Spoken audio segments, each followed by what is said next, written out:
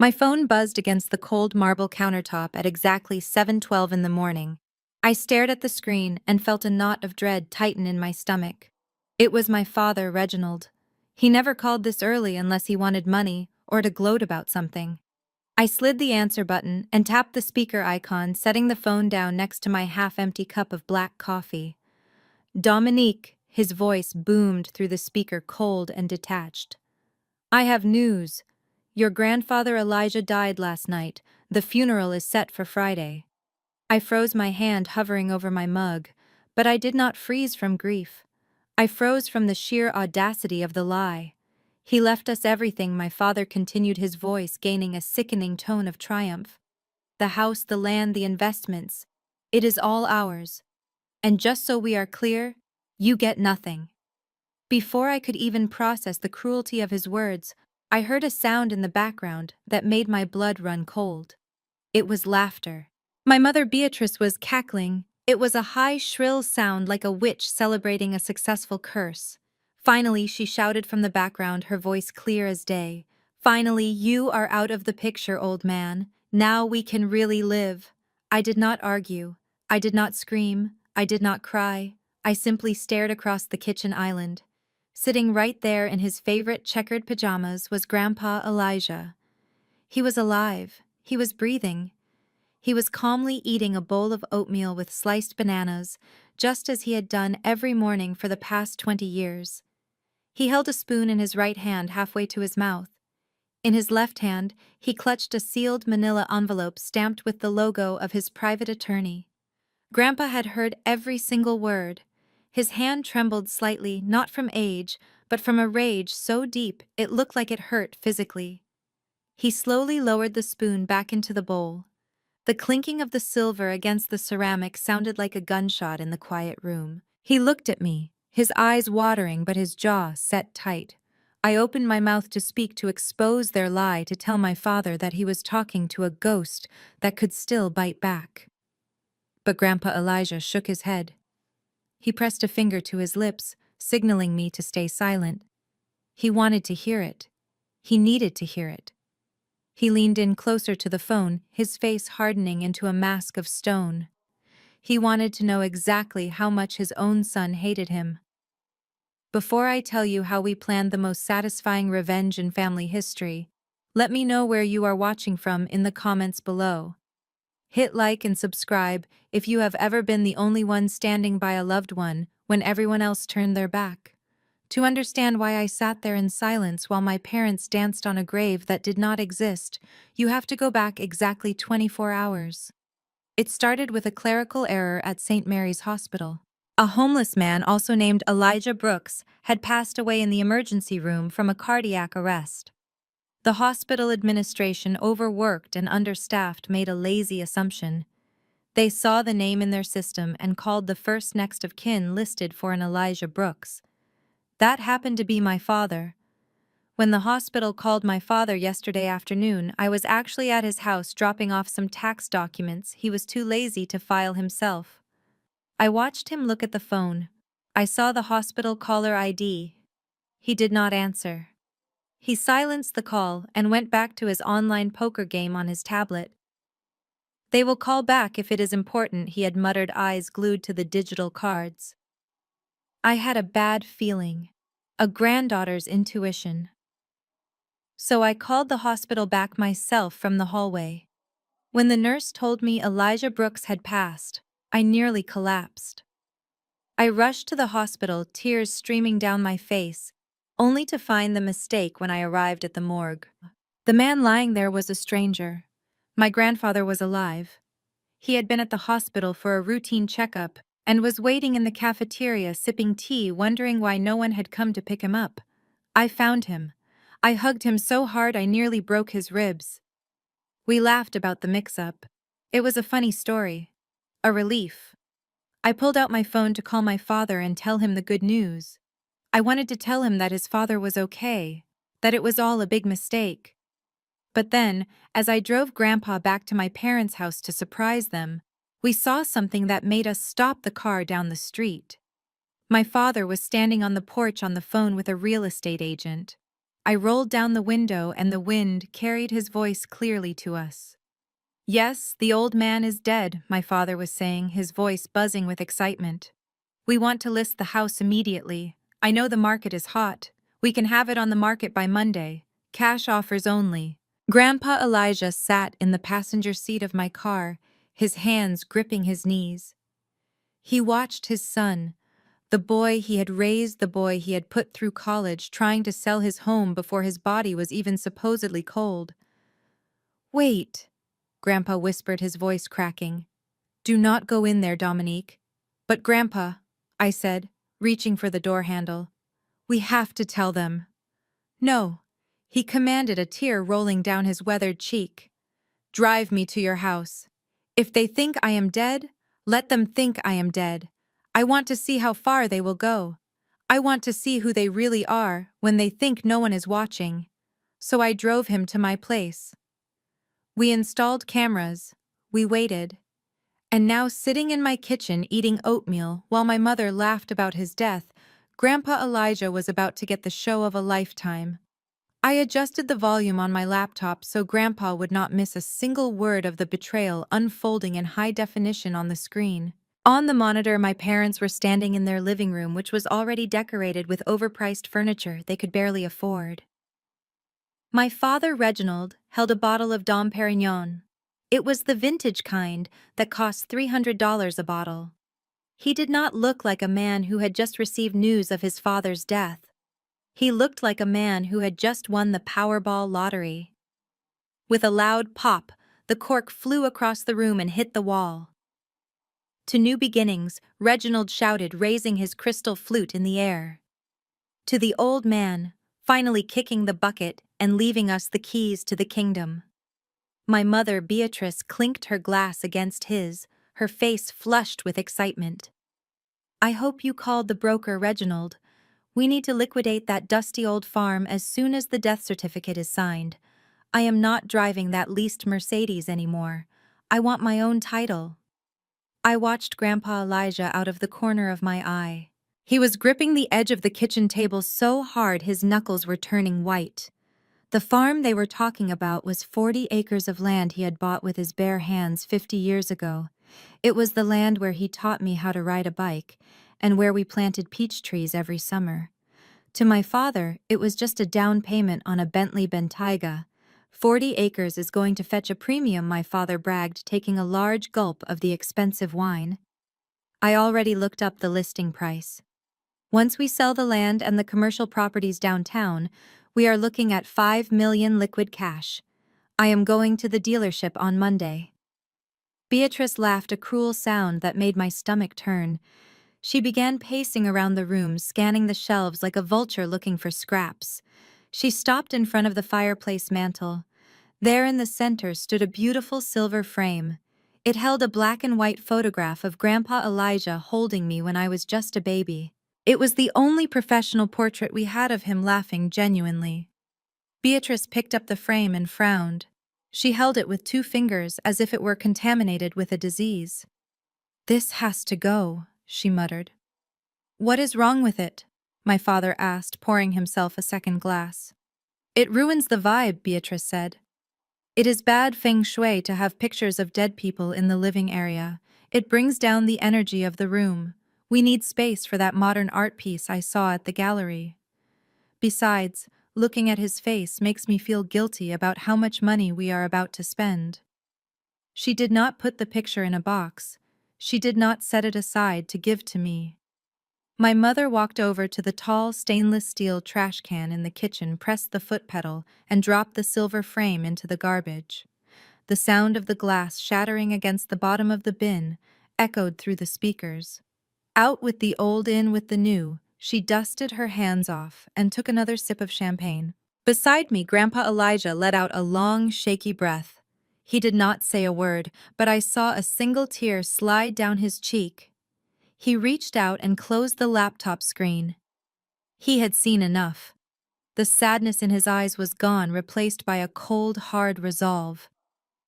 He looked at me, and for the first time in years, I saw the fierce businessman who had built an empire from nothing. Open the laptop back up, Dominique. he said, his voice steady and low. Record everything. If they want bad energy, I will show them exactly what a storm looks like. The front door of my parents' house slammed open, and in walked Trey, my 28-year-old brother, the golden child, the prince of the family. He was wearing designer sunglasses indoors and carrying a gym bag that probably cost more than my first car. He did not look like a man who had just lost his grandfather. He looked like a man who was inconvenienced by the interruption to his schedule. "Yo, Mom," Trey shouted, dropping his bag on the floor without a care. "I see." Sad news about the old man. Did anyone find his ledger yet? He told me he bought Bitcoin back in 2013. I need that hard drive before the estate lawyers lock everything up. That wallet could be worth millions, and I have investors waiting on me. He did not ask how my father was feeling. He did not ask about the funeral arrangements. He did not even ask if Grandpa had suffered. His first thought was about a cryptocurrency password. On the screen, I watched my mother Beatrice rush toward him. She did not scold him for his insensitivity. She did not tell him to show some respect for the dead. Instead, she wrapped him in a hug so tight you would think he had just returned from war. "Oh, my poor baby," she cooed, stroking his hair. "You must be so stressed. Do not worry about the money. Your father and I are handling the assets. We will make sure you get your share for your startup. Come sit down. I made your favorite." She led him to the kitchen island where a plate of filet mignon and garlic mashed potatoes was waiting. It was steaming hot. She had timed her cooking perfectly for his arrival. I watched him dig into the steak and I felt a familiar burn in my chest. It was the burn of hunger. A memory flashed in my mind so vivid it made my hands shake. I was 16 years old. I had just come home from a double shift at the diner where I worked to save money for college. I was exhausted and starving. I had opened the fridge hoping to find leftovers. My mother had walked in, snatched the plate from my hand, and threw it in the trash. "The kitchen is closed, Dominique," she had told me, her eyes cold and unfeeling. "If you are hungry, you should have come home earlier. We do not waste food on people who cannot follow a schedule." I had gone to bed that night with a stomach that growled so loud it kept me awake. I ate stale crackers in the dark. But here was Trey, a grown man of 28, who had never worked a real job in his life, being hand-fed steak because he was sad about not finding a Bitcoin wallet. Grandpa Elijah leaned forward in his chair next to me. He was watching the screen intently. He had always defended Trey. He had always made excuses for him, saying that Trey was just young and spirited. But now seeing his grandson chew with his mouth open, talking about selling off the legacy before the body was even buried, the illusion was shattering. "This steak is a little dry, Mom," Trey complained, pushing the plate away. "And where is the wine? I thought we were celebrating the inheritance." Beatrice did not get angry. She apologized. She actually apologized to him. "I am so sorry, sweetie," she said, rushing to pour him a glass of the expensive champagne. "Let me get you some sauce. You deserve the best. We are finally going to be rich enough to treat you like the king you are." Grandpa Elijah let out a low growl. It was a sound of pure disgust. He finally saw what I had known my entire life. To them, Trey was the investment. I was just the overhead cost. And they were about to learn that cutting costs sometimes leads to total bankruptcy. Just when I thought the nausea could not get any worse, the front door swung open for the third time. In walked Amber, my sister-in-law. She was a woman who treated our family gatherings like anthropological expeditions, observing us rather than actually being part of the family. She was dressed in a pristine cream-colored yoga outfit, holding a green juice, looking less like someone coming to comfort a grieving husband, and more like a project manager, arriving to inspect a construction site. Amber was the kind of person who smiled with her mouth but never with her eyes. She walked straight past my mother, who was still pouring champagne, and went directly to Trey. She did not hug him. She did not offer a tearful embrace. She simply placed a manicured hand on his shoulder and spoke loud enough for the microphone to pick up every syllable. "Babe, please tell me we secured the deed. I have my interior designer on hold for Monday morning, and she is fully booked until September. We cannot lose our slot." Trey looked up from his steak and grinned. "Don't worry, babe. The old man is gone. The house is basically ours.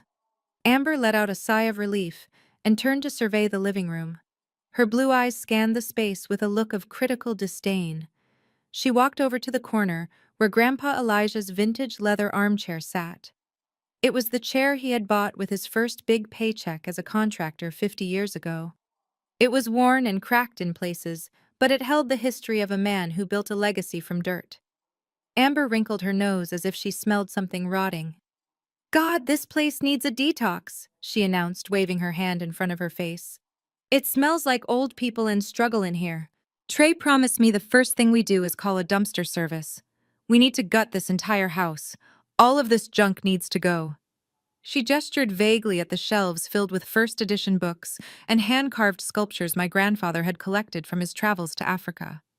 Finally, she continued, her voice dripping with a condescending sweetness. I can finally help you guys elevate your lifestyle. We are going to get rid of all this heavy, dark furniture and replace it with something light and Scandinavian. Minimalist. Clean. Civilized. It is time to wash away the past and bring this family into the modern world. No more holding on to things just because they are old. It is honestly embarrassing. Beside me in my kitchen, Grandpa Elijah went rigid. His breathing became shallow and fast. I reached out and covered his trembling hand with mine. He was watching a woman who had never worked a day in her life call his life's work embarrassing junk. He was watching her plan to erase his history because it did not fit her beige aesthetic. Amber turned to my mother and flashed a bright fake smile. Beatrice, honey, do not worry. I will handle the estate sale. We will sell what we can to the locals and trash the rest. By the time the funeral is over, this house will be a blank canvas, ready for us to fix. Grandpa Elijah stared at the screen, his eyes burning with a cold, intense fire. He slowly pulled his hand from under mine and picked up his pen. He wrote a single sentence on the notepad in front of him. She wants a blank canvas. I will leave her with nothing but the frame. The screen on my laptop flickered with the grainy black and white feed from the security cameras installed at the front gate of Grandpa Elijah's estate.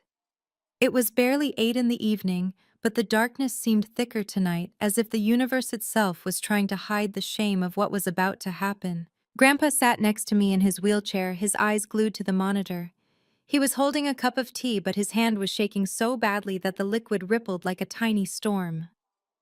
Here they come, he whispered, his voice barely audible.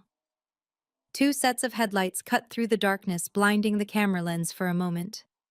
It was my parents' SUV, followed closely by Trey's flashy sports car. They did not park in the driveway like civilized guests. They pulled right up onto the pristine lawn, leaving deep tire tracks in the grass that Grandpa had tended to meticulously for 40 years. They got out of the cars and I felt a surge of nausea. They were not wearing black. They were not carrying flowers or looking somber. My father Reginald walked around to the trunk of his car and pulled out a heavy sledgehammer. He did not even try to look for the spare key under the mat. He did not try to call a locksmith. He marched up to the front door, the beautiful hand-carved oak door that Grandpa had imported from Europe in the 70s, and swung the hammer with all his might. The sound of the wood splintering echoed through the speakers on my laptop. Crack, smash, crack. Grandpa flinched with every blow as if the hammer were hitting his own body. That door, he murmured. Your grandmother chose that door. She loved the way the morning light came through the stained glass. With one final violent swing, the antique lock gave way. The door swung open, banging against the interior wall. My family did not walk inside. They poured in like a swarm of locusts. My mother Beatrice was the first one through the threshold. She did not take off her muddy shoes. She marched straight onto the Persian rug in the foyer, a rug that was older than she was, and began pointing at things. Grab the silver from the dining room, she shouted to Trey, and check the drawers in the hallway for cash. Old people always hide cash in socks or books. Trey ran past her, whooping with excitement. He looked like a child in a candy store where everything was free. I got the living room, he yelled. I am taking the big TV and the sound system. Amber walked in last. She stopped in the middle of the foyer and looked around with a sneer. She pulled out her phone and started recording a video for her social media. So guys, we are finally inside the spooky mansion, she narrated, her voice dripping with fake sympathy. It is so sad that Grandpa passed, but honestly, this place is a gold mine. We are going to have to do so much work to make it livable, but at least the bones are good. Inheritance. Hashtag new project. I watched Grandpa Elijah. He was not crying anymore. He was staring at the screen with a look of absolute devastation. He was watching the people he raised, the people he fed and clothed, desecrate his sanctuary, before his body was even supposedly in the ground. They were not looking for photos to remember him by. They were looking for things to pawn. Turn up the volume, Dominique, Grandpa said. I want to hear every single thing they break. I turned the sound up just in time to hear the crash of porcelain. My mother had knocked over a vase in her haste to get to the dining room. Oops, she laughed. Well, it was ugly anyway. Add it to the trash pile. That vase was a gift from me for their 30th anniversary. Watching my mother kick the shards aside with her heel, something inside me snapped. But I looked at Grandpa and saw that his sorrow was hardening into something else. It was no longer grief. It was the cold steel resolve of a general preparing for war. They had broken into his house, but they had just locked themselves out of his heart forever. The camera feed switched to the library. This room was the heart of the house, the place where Grandpa Elijah had taught me how to read, and where he had taught me the history they did not put in my school textbooks. It was lined with floor-to-ceiling shelves filled with first-edition literature, leather-bound legal texts, and a collection of jazz vinyls that was the envy of collectors across the state. The air in that room always smelled like old paper and pipe tobacco, a scent that made me feel safe. But watching Amber stand in the center of that sanctuary made my skin crawl. She was flanked by two movers holding large, heavy-duty black trash bags. She looked at the shelves not with reverence but with disgust. She reached out and pulled a book from the shelf. It was a signed copy of a memoir from a civil rights leader, a man Grandpa had actually marched with in Selma. Amber flipped through the pages carelessly, bending the spine. This is just too heavy, she said, tossing the book into the open trash bag held by the mover. It is all so depressing and political. We want a house that feels light and airy. Nobody wants to read about struggles from 50 years ago while they are trying to relax. Grandpa Elijah gasped beside me. He did not shout. It was a sharp intake of breath, as if he had been punched in the gut. That book was not just paper and ink. It was his youth. It was his blood. It was the proof of his survival. Amber moved to the corner where the record player sat. Next to it were crates of vinyl records. John Coltrane, Miles Davis, Billie Holiday. Original pressings that were worth thousands of dollars, but were priceless in cultural value. Get rid of all this scratching noise too, Amber commanded, waving her hand dismissively. It takes up too much space. We can put a nice Bluetooth speaker here and maybe a faux fiddle leaf fig tree. I want this room to be a yoga studio, or maybe a meditation space. All this old black history is just bringing down the property value. It feels like a museum for old people. I watched as the movers began shoveling the records into the bags. The sound of the vinyl clashing together was sickening. They were treating art like garbage. They were treating my grandfather's soul like clutter. Amber pulled out her phone again to record another update for her followers. Guys, you would not believe the amount of hoarding we have to deal with, she whispered into the camera, making a sad face. It is going to take weeks to clear out all this old junk so we can make space for positive energy. But sometimes you have to clear out the past to make room for the future, right? She was not just cleaning a house. She was whitewashing a legacy. She was actively erasing the identity of the man who built the roof over her head. Grandpa Elijah turned his wheelchair away from the screen. He could not watch anymore. His hands were trembling, but his voice was steady when he spoke. She calls it junk, he said quietly. She thinks she can throw my life into a plastic bag and replace it with a plastic tree. He turned back to me, and for the first time I saw a dangerous glint in his eye. It was the look of a man who was done being sad and was ready to teach a lesson. "Let her clear the room, Dominique," he said. "Let her paint it white. Let her make it perfect. Because when I take it back, I want her to see exactly what she lost. I want her to know that she can throw away my books, but she can never erase who owns the deed. They are not just stealing my things anymore. They are trying to steal my dignity, and that is a debt I will collect with interest." The sound of the industrial drill echoed through the speakers of my laptop, like a dentist drill hitting a raw nerve. It was a violent mechanical scream that made Grandpa Elijah wince beside me. My father Reginald was sweating profusely, his face red with exertion, as he bore into the steel lock of the vintage floor safe in the corner of the study. He looked less like a grieving son and more like a desperate bank robber who was running out of time. Beside him, my mother Beatrice was pacing back and forth, wringing her hands, not in anxiety, but in greedy anticipation. "Hurry up, Reginald," she hissed, her eyes darting to the window. "The neighbors might hear the noise. Just get it open before someone calls the police." With a final metallic groan, the lock gave way. The heavy iron door swung open. My family huddled around the opening like a pack of wolves descending on a fresh kill. They did not look for sentimental items.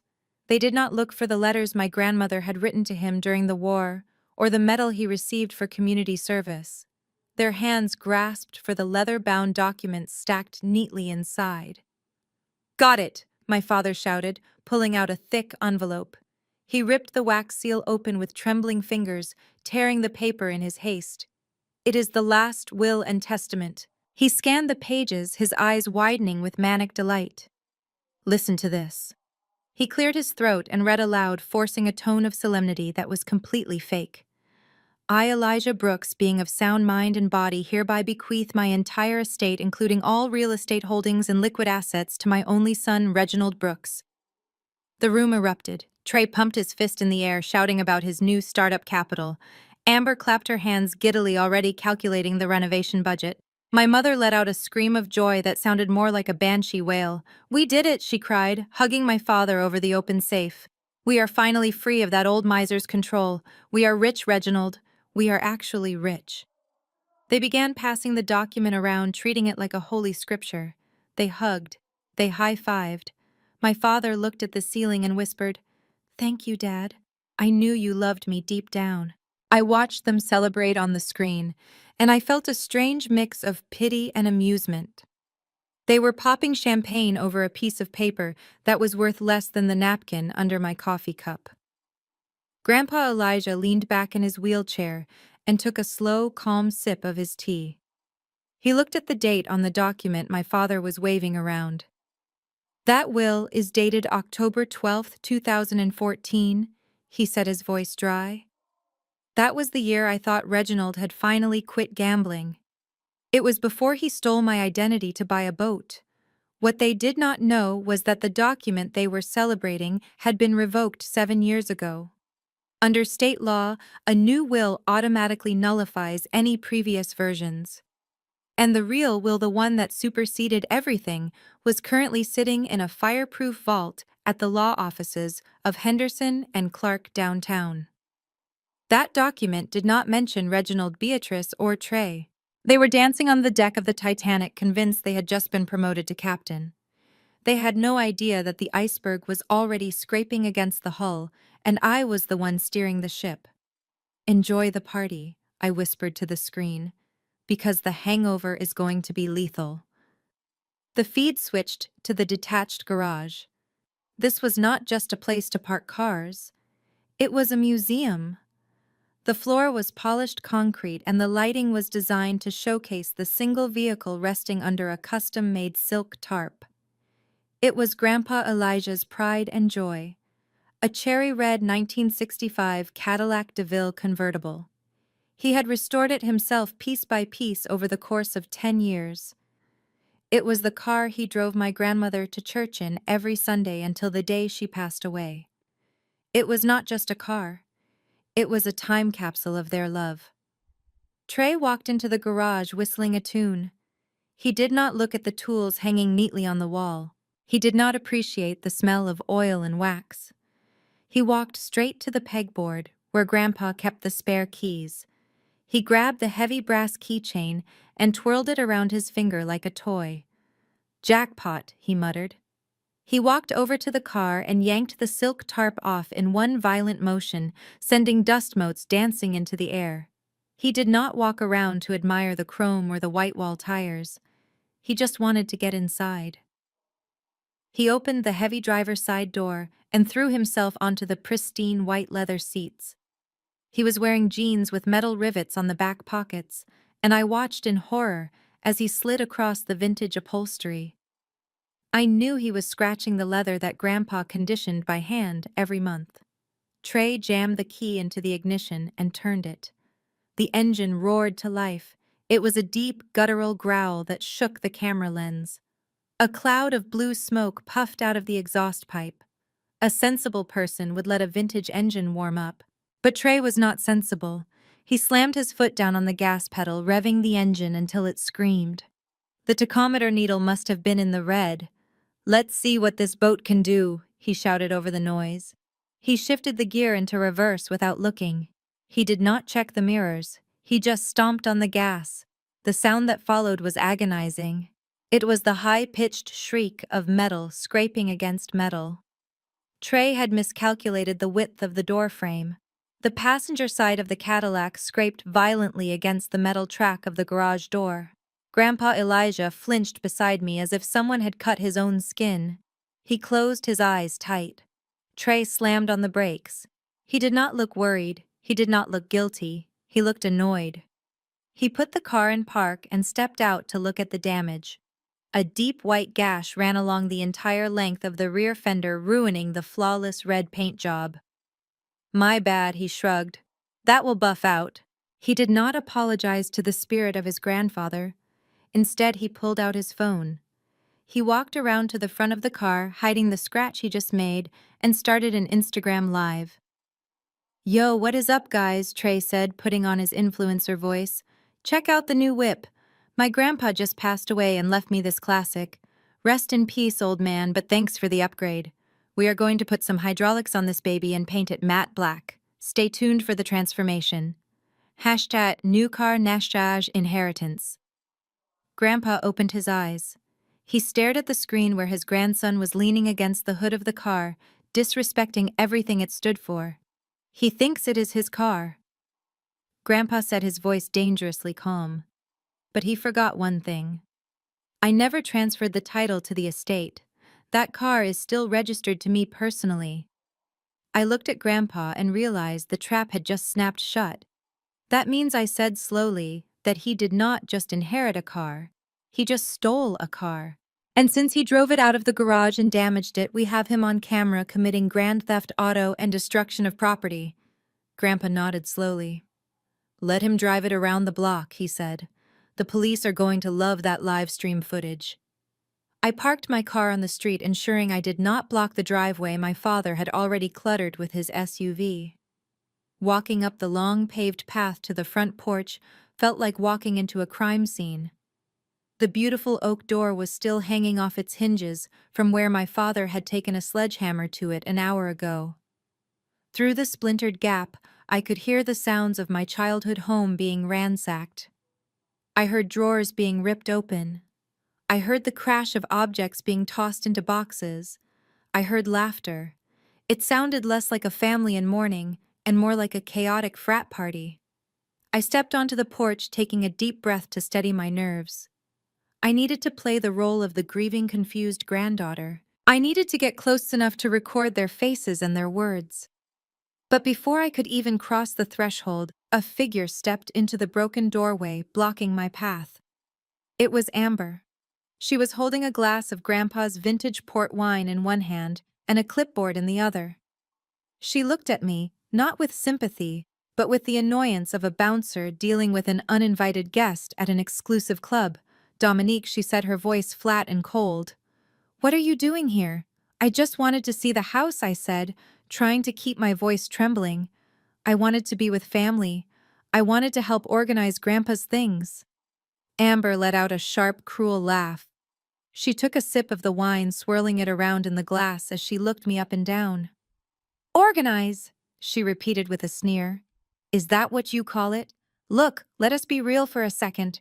We know why you are here. You heard about the will. You heard that Reginald gets everything, and you are trying to swoop in and grab a few trinkets before we inventory them. She took a step forward, forcing me to take a step back. She was physically pushing me off the property. This is a private family matter, Dominique, she said, emphasizing the word family as if it were a club I did not have the credentials to enter. Your father and I are conducting a sensitive financial audit. We cannot have outsiders wandering around getting emotional and pocketing valuable items. I stared at her. I was the one who mowed the lawn here every summer. I was the one who cooked Thanksgiving dinner in that kitchen for 10 years. She had married into this family 3 years ago and had visited this house exactly twice. I am an outsider, I asked quietly, my hand tightening around the strap of my bag where my recorder was running. I am his granddaughter Amber. I am his blood. Amber rolled her eyes. Blood does not pay the estate taxes, honey, she said. The will leaves everything to your father. That makes me the lady of the house now, and honestly, your energy is just very heavy right now. We are trying to focus on the future and the renovation. You are just a reminder of the depressing past. She leaned against the doorframe, looking down at me from the elevated porch. Go home, Dominique. Go back to your little apartment. If we find anything in the junk pile that looks like something you would wear, I will have Trey drop it off at Goodwill for you. But do not come back here until the funeral, and even then, try not to make a scene. She turned around and slammed the broken door in my face. The latch did not catch because the wood was destroyed, but the message was clear. Back at the safe house, I knew Grandpa Elijah was watching this. He was watching the woman who married his grandson for money kick his own flesh and blood off his porch. He was watching the final confirmation that without him, I was nothing to them but a nuisance. I turned and walked back to my car, not in defeat but in anticipation. Amber thought she had just closed the door on me. She had no idea she had just locked herself inside a burning building. I managed to step past Amber into the foyer before she could physically shove me off the porch. The house was in chaos. It looked less like a home and more like a looting site. My father, Reginald, was standing in the hallway holding a box of Grandpa's vintage silverware. I started to ask him about the funeral arrangements, but before I could get the words out, Trey walked out of the kitchen. He was holding a large cup of bright purple grape soda without a lid. He was staring at his phone, scrolling through social media and laughing at his own posts. He did not see the stack of books they had carelessly thrown on the floor. He tripped over a leather-bound encyclopedia. The cup flew out of his hand. The purple liquid splashed violently across the pristine oak floorboards. It splattered onto the baseboards and soaked into the expensive Persian rug. Some of it landed on my suede boots. Trey did not apologize. He did not rush to get a towel. He looked at the mess and let out an annoyed sigh. Yo, who put these books here, he complained. I almost ruined my new Jordans. My mother Beatrice rushed in from the dining room. She saw the purple puddle spreading on the wood. She did not yell at Trey for being clumsy. She did not worry about the antique rug. She looked at me. Her eyes were cold and filled with a lifetime of resentment. Dominique, clean that up, she commanded, pointing a manicured finger at the floor. I stared at her in disbelief. Excuse me? I asked, my voice steady despite the rage boiling in my chest. You heard me, she snapped. Trey cannot be slipping on that wet floor. He has a sensitive ankle. Besides, you are used to this kind of work, aren't you? I mean, you have always been the worker bee of the family. You know how to scrub. It will be good practice for when you go back to your little apartment. She kicked a roll of paper towels toward me. It rolled across the floor and stopped in the middle of the puddle, soaking up the purple soda. Get on your knees and wipe it up, she said, and do not leave a sticky residue. I stood there for a moment. I am a senior negotiator for a global firm. I manage mergers worth billions of dollars. But in this house, I was lower than the dirt. I looked up at the corner of the foyer ceiling. The tiny black lens of the hidden security camera was blinking. I needed this footage. I needed the judge to see exactly who these people were. I slowly lowered myself to my knees. The hardwood was unforgiving against my skin. I reached out and grabbed the soggy paper towels. I began to wipe the floor at my mother's feet. Trey stood over me watching. He took a sip from a fresh can of soda he had pulled from his pocket. "You missed a spot right there," he said, using the toe of his sneaker to nudge my hand. My father watched the whole scene and said nothing. He just turned back to his box of silverware. I cleaned in silence.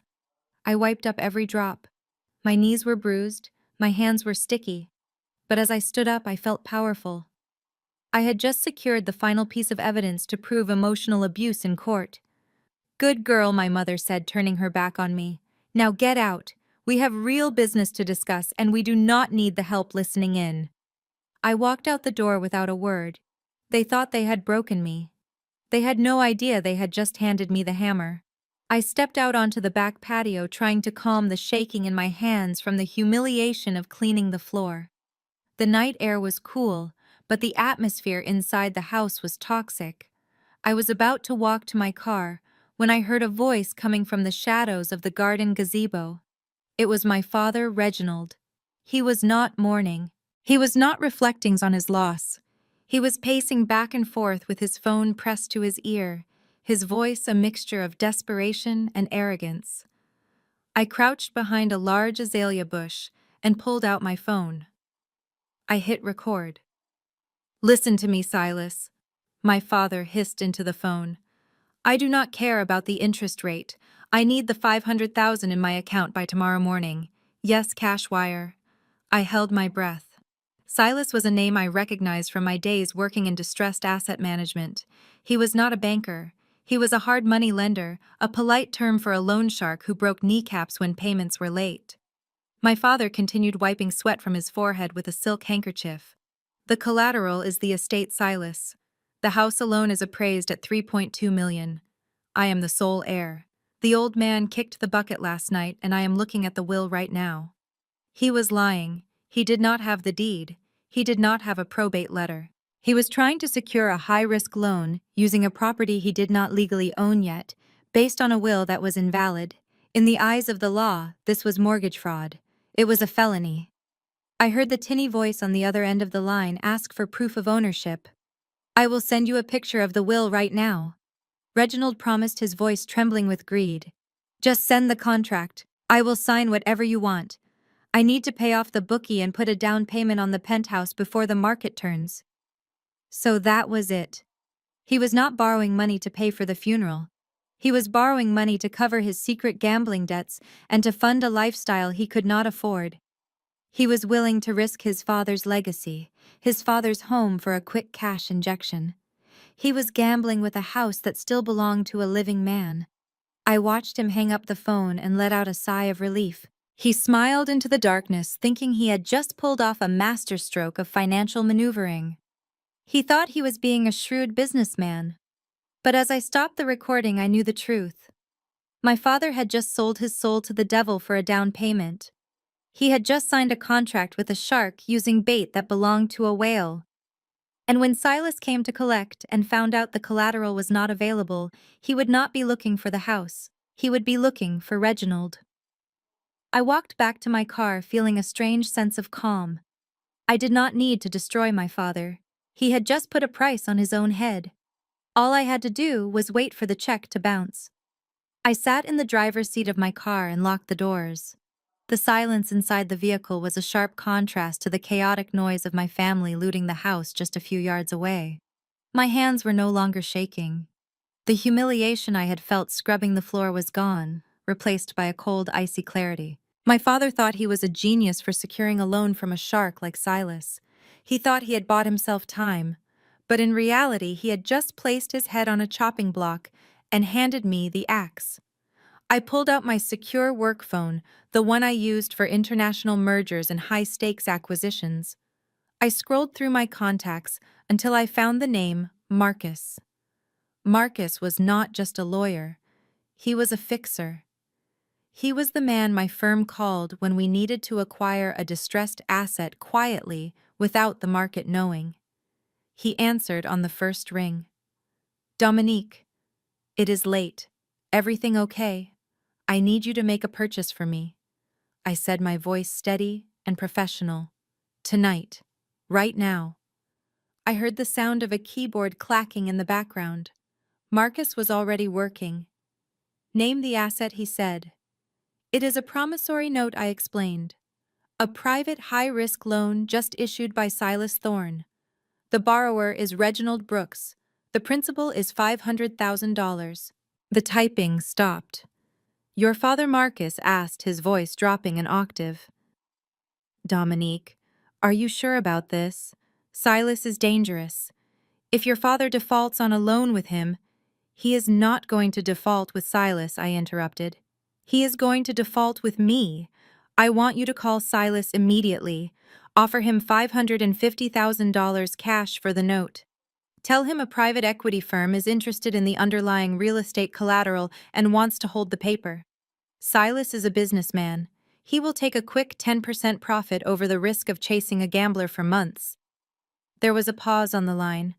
I could hear Marcus processing the strategy. He knew exactly what I was doing. I was not paying off my father's debt to save him. I was buying the debt to own him. I will set up the shell company, Marcus said. Let us call it Nemesis Holdings. I will wire the funds to Silas within the hour. By midnight, you will be the legal holder of your father's mortgage. Make sure the transfer of assignment is airtight, I commanded. When I foreclose, I do not want any loopholes. Consider it done, Marcus said. And Dominique?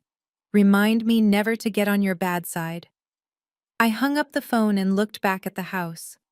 Through the living room window, I could see my father laughing and pouring another glass of champagne. He was celebrating the money he thought he had just tricked a loan shark into giving him. He had no idea that the money had actually come from his daughter. He had no idea that the shark he feared had just been eaten by a much bigger predator. My phone buzzed with a text notification from my banking app. Transfer complete. $550,000 debited. A cruel smile touched my lips. I did not just own the debt. I owned the leverage.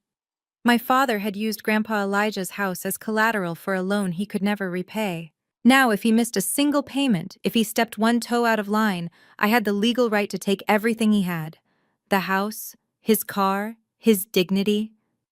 I started the engine and backed out of the driveway. As I drove away into the night, I felt a sense of peace I had not felt in years. They had spent my whole life treating me like I was worthless. They treated me like a servant. But they forgot the golden rule of business. Never mistreat the person who holds the checkbook. The game had officially changed. They were playing checkers, but I had just bought the entire chessboard.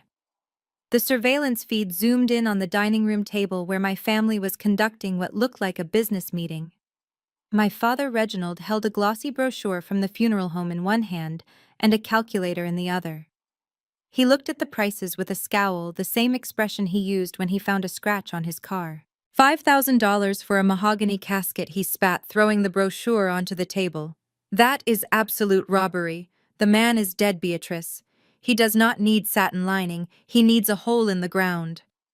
My mother took a sip of her wine and nodded in agreement. Her face showed zero sign of grief, only annoyance at the inconvenience of the expense.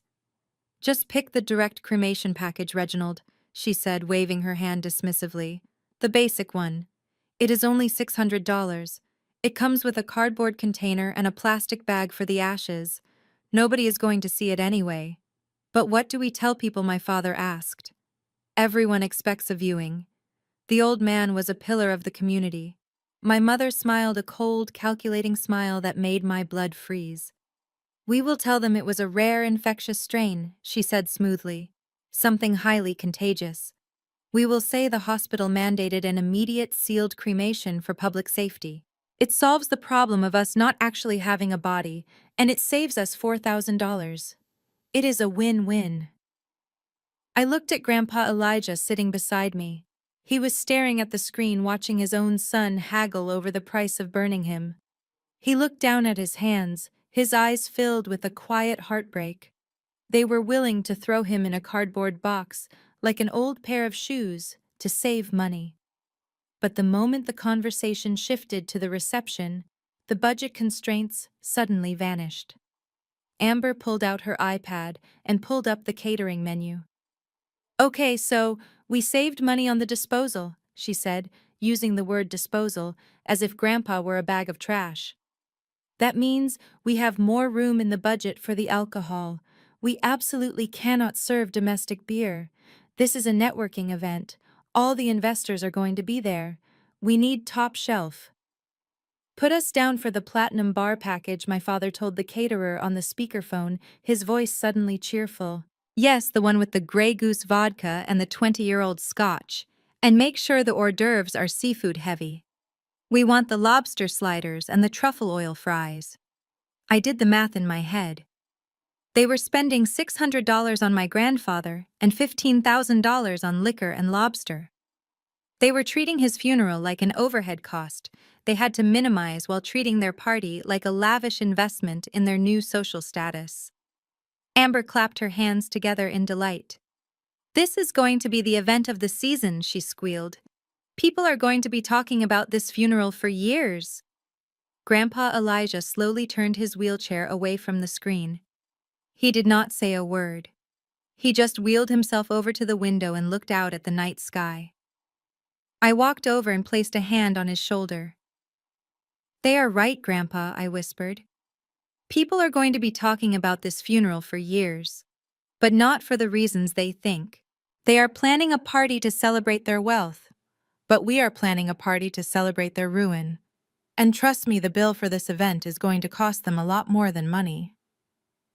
The camera zoomed in on the dining room table, which had been turned into a command center for what my mother was calling the event of the season. Beatrice sat with a printed guest list in front of her, holding a thick red marker like a weapon. She was not reviewing the list with a heavy heart. She was editing it with the ruthlessness of a corporate executioner. Grandpa Elijah sat beside me in the safe house, leaning forward in his wheelchair. His eyes narrowed as he recognized the names on that paper. They were people he had known for 50 years, his fishing buddies, the deacon from his church, the lady who ran the local food bank. These were the people who had stood by him through thick and thin. But to my mother, they were just obstacles. "Deacon Miller," she said aloud, her voice dripping with disdain. "Delete. He is 90 years old and smells like mothballs. He will just sit there and cry and make everyone uncomfortable." She slashed a red line through the name. Grandpa flinched. Deacon Miller was the man who had baptized me. He was the man who had baptized my father. "Mrs. Higgins." Beatrice continued moving down the list. "The woman brings a tuna casserole to every event. We are serving lobster. She does not fit the aesthetic. Delete." One by one, she erased the people who actually loved my grandfather. In their place, she began writing new names in the margins. Names of people who barely knew Elijah Brooks existed. "Reginald," she called out to my father, who was busy tasting wines. "Make sure we send a VIP invitation to the chairman of the zoning board. If we are going to sell the commercial properties downtown, we need him on our side.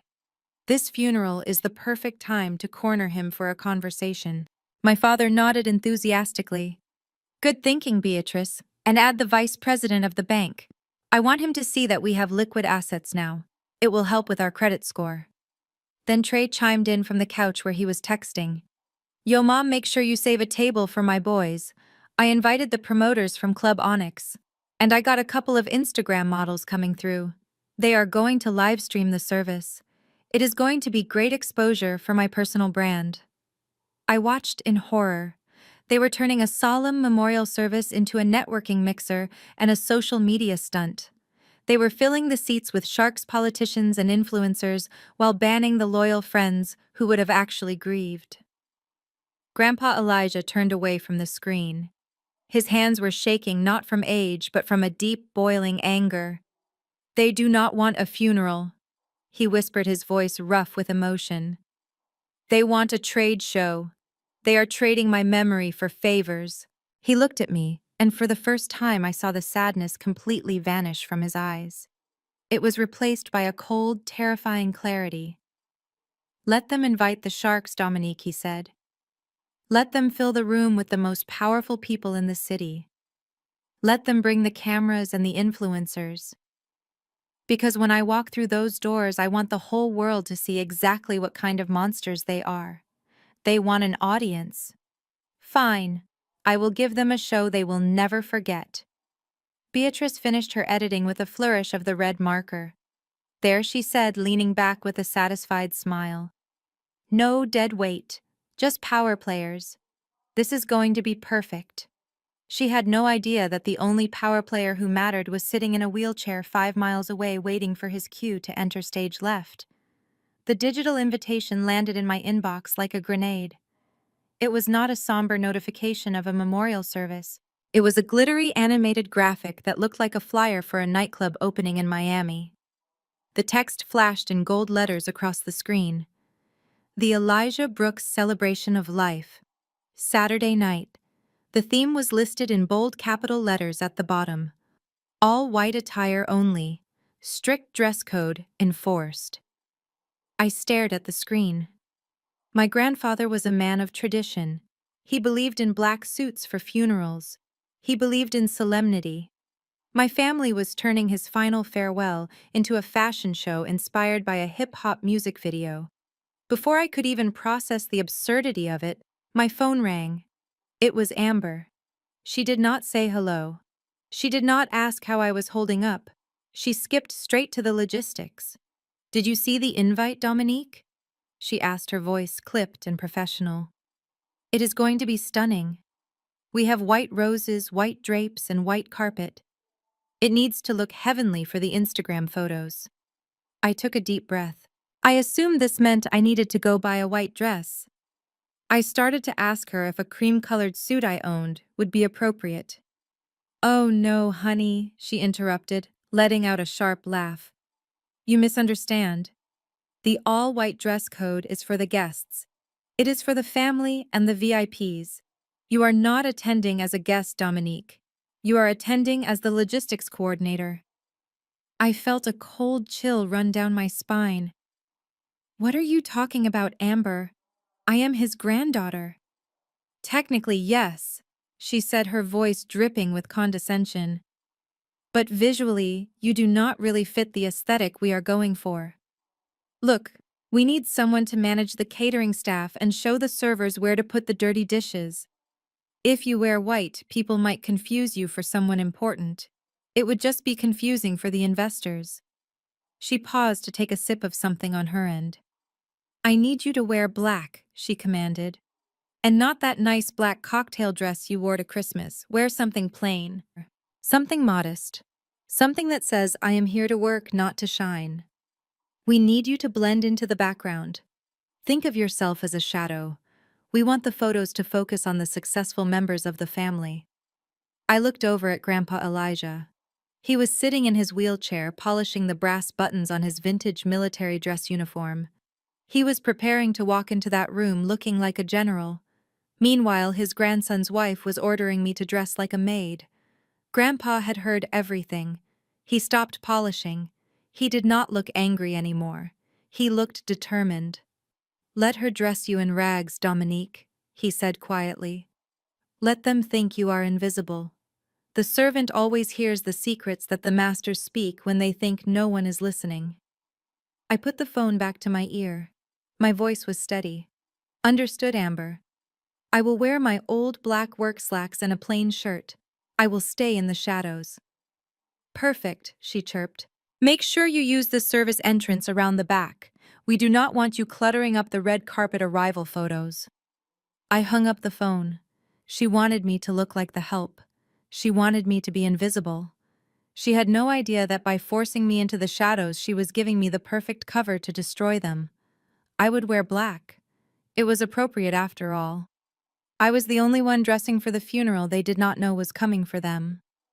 The rehearsal dinner was held at the Onyx Room, which is widely known as the most expensive steakhouse in the city. The lighting was dim, and the air smelled of truffle oil and aged beef. I stood near the service entrance wearing the plain black outfit Amber had ordered me to wear, looking more like a waitress than the granddaughter of the deceased. I was not seated at the long mahogany table. I was standing there because someone had to sign the receipts and manage the waiters. My father had put the reservation on my credit card, claiming that the estate accounts were temporarily frozen until Monday, but promising that he would reimburse me with a bonus. I knew I would never see that money again, but I swiped the card anyway. I wanted the paper trail. I wanted proof that while they claimed to be mourning, they were actually feasting on Wagyu beef and lobster tails on my dime. Trey was seated at the head of the table where Grandpa Elijah should have been. He was already 3 martinis deep, and his face was flushed with a sloppy arrogance. He held a skewered shrimp in one hand and gestured wildly with the other, playing to the audience of sycophants and business partners my mother had invited. "You guys have to hear this one," Trey shouted, slurring his words slightly. "So last Thanksgiving the old man is sitting there, right, and he looks at the turkey and he goes, 'Who cooked this bird?' And we are like, 'Grandpa, it is a turkey, not a bird.' He was so out of it, so out. He did not even know what year it was half the time. He probably thought he was still in the 1950s. The table erupted in laughter. It was a loud, raucous sound that had no place in a gathering meant to honor a life. My mother Beatrice wiped a tear of mirth from her eye. "Oh, stop it, Trey," she giggled, taking a sip of her Pinot Noir. "You are terrible." But it is true. Dad was losing his marbles towards the end.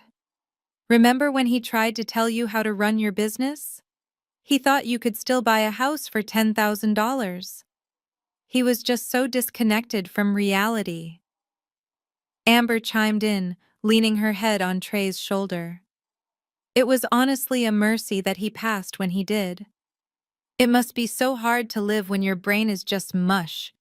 At least now the assets are in the hands of people who actually understand the modern economy. I clenched my fists at my sides. Grandpa Elijah did not have dementia.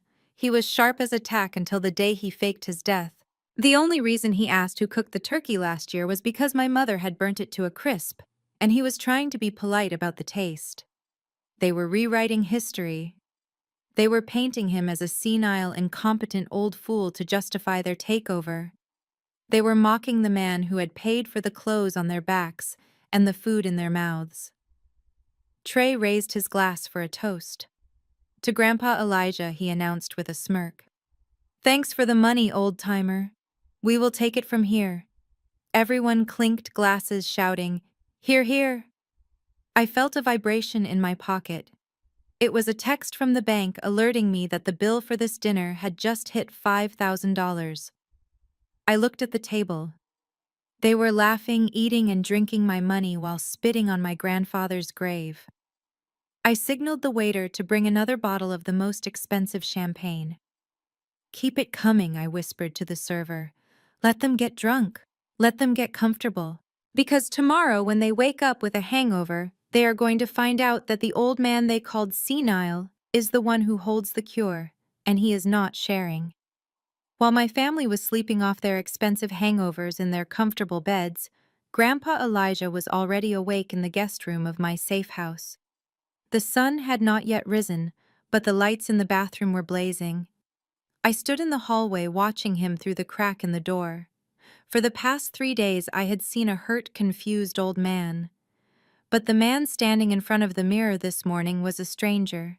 He had set aside his usual soft flannel pajamas. On the counter lay a straight razor, the kind that required a steady hand and a sharp eye. Grandpa applied the shaving cream with a brush, his movements precise and rhythmic. He did not look like a man trembling with age. He looked like a man preparing for battle. I watched as he pulled the skin taut and scraped away the gray stubble.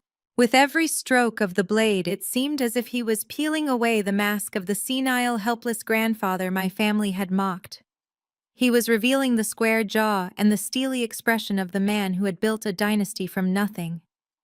Once he was clean-shaven, he reached for the scissors. He trimmed his own hair, cutting away the unruly white strands, until he looked sharp and disciplined. He splashed cold water on his face and stared at his reflection. His eyes were no longer watery or sad. They were burning with a cold, blue fire. It was the look of a predator who had finally decided to stop playing dead. He walked, not wheeled, but walked with the help of his cane to the bed where I had laid out his clothes. I had offered to buy him a new suit, but he had refused. He wanted to wear his dress uniform from his days in the military. It was a deep midnight blue adorned with gold braid. It smelled of cedar and history. I watched him button the jacket.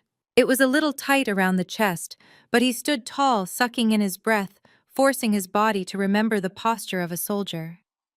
He picked up his medals one by one. The Purple Heart, the Silver Star. Medals he had earned bleeding for his country. My family thought his greatest achievement was owning real estate. They had forgotten that before he was a businessman, he was a warrior who had survived things that would have broken my father in a second. He pinned the medals to his chest. The metal clinked softly in the quiet room. He adjusted his collar and picked up his cane. It was not just a walking stick today. It looked like a scepter. It looked like a weapon. I stepped into the room. "You look handsome, Grandpa," I whispered. He turned to look at me. He did not smile. His face was set in stone. "I am not trying to look handsome, Dominique," he said, his voice dropping an octave deeper than usual. "I am trying to look like the man they forgot. They think they are going to a funeral to cry over a weak old man. They are wrong. They are walking into a court-martial, and I am the judge." He checked his pocket watch. It was time. "Get the car," he commanded. "The general is ready to inspect the troops." As I walked him to the car, I realized something terrifying. My family was worried about ghosts haunting them. They should have been worried about the living, because the man sitting in my passenger seat was far more dangerous than any spirit. He was a father who had realized his children were wolves, and he had just loaded his rifle. I was standing in the hallway, sorting through a stack of condolence cards, when I heard a scream coming from the master bedroom upstairs. It was not a cry of grief or a wail of sorrow. It was the high-pitched shriek of a woman who had just realized she had been cheated out of a payday. My mother, Beatrice, came storming down the grand staircase, clutching a black velvet jewelry box in her hand, as if she wanted to strangle it. Her face was flushed a deep, angry red, and her eyes were bulging. "You thief!" she screamed, pointing a shaking finger directly at my face. "You ungrateful little thief! Where are they? Where did you hide them?" I looked at her calmly, placing the cards on the entry table. I asked her what she was talking about, but I already knew. "Do not play dumb with me, Dominique," she spat, throwing the velvet box at me. It hit my chest and fell open, revealing a sparkling diamond necklace and matching earrings. "These are fake. I just took them to the jeweler to get them appraised for the insurance policy." He laughed at me. He told me they are paste. They are costume jewelry worth maybe $50 at a pawn shop. She stepped closer, invading my personal space. "Grandma's collection was appraised at over $200,000. There were real diamonds. There were South Sea pearls. And now they are gone. You are the only one who had access to this house. You are the only one who visited that old man every week. You swapped them out, didn't you? You stole the real inheritance and left us with glass." I stared at the necklace on the floor. My mother was accusing me of the exact crime she was currently committing. She was trying to loot the estate before the body was even cold, but she was furious that someone might have beaten her to it. "I did not take anything, Mother," I said, my voice steady. "Maybe Grandma sold them years ago. Maybe she wanted to donate the money." "Liar," she hissed. "Your grandmother never sold a thing in her life. You took them. And let me tell you something. As soon as this funeral is over and the guests leave, I am calling the police. I am going to have you arrested for grand larceny. You are going to prison, Dominique. You are not going to enjoy a single cent of that stolen money." I watched her storm off toward the kitchen, pouring herself another glass of wine to calm her nerves. She was so confident in her rage. She had no idea that Grandma's jewelry was sitting safely in a safety deposit box at the First National Bank. Grandpa Elijah had moved them there 5 years ago. He had told me back then that he saw the way Beatrice looked at his wife's diamonds during Christmas dinner. He said she looked at them like a butcher looks at a prime cut of meat. He had replaced them with high-quality replicas just to test her. And now 5 years later, the trap had finally sprung. She was threatening to call the police on me for stealing.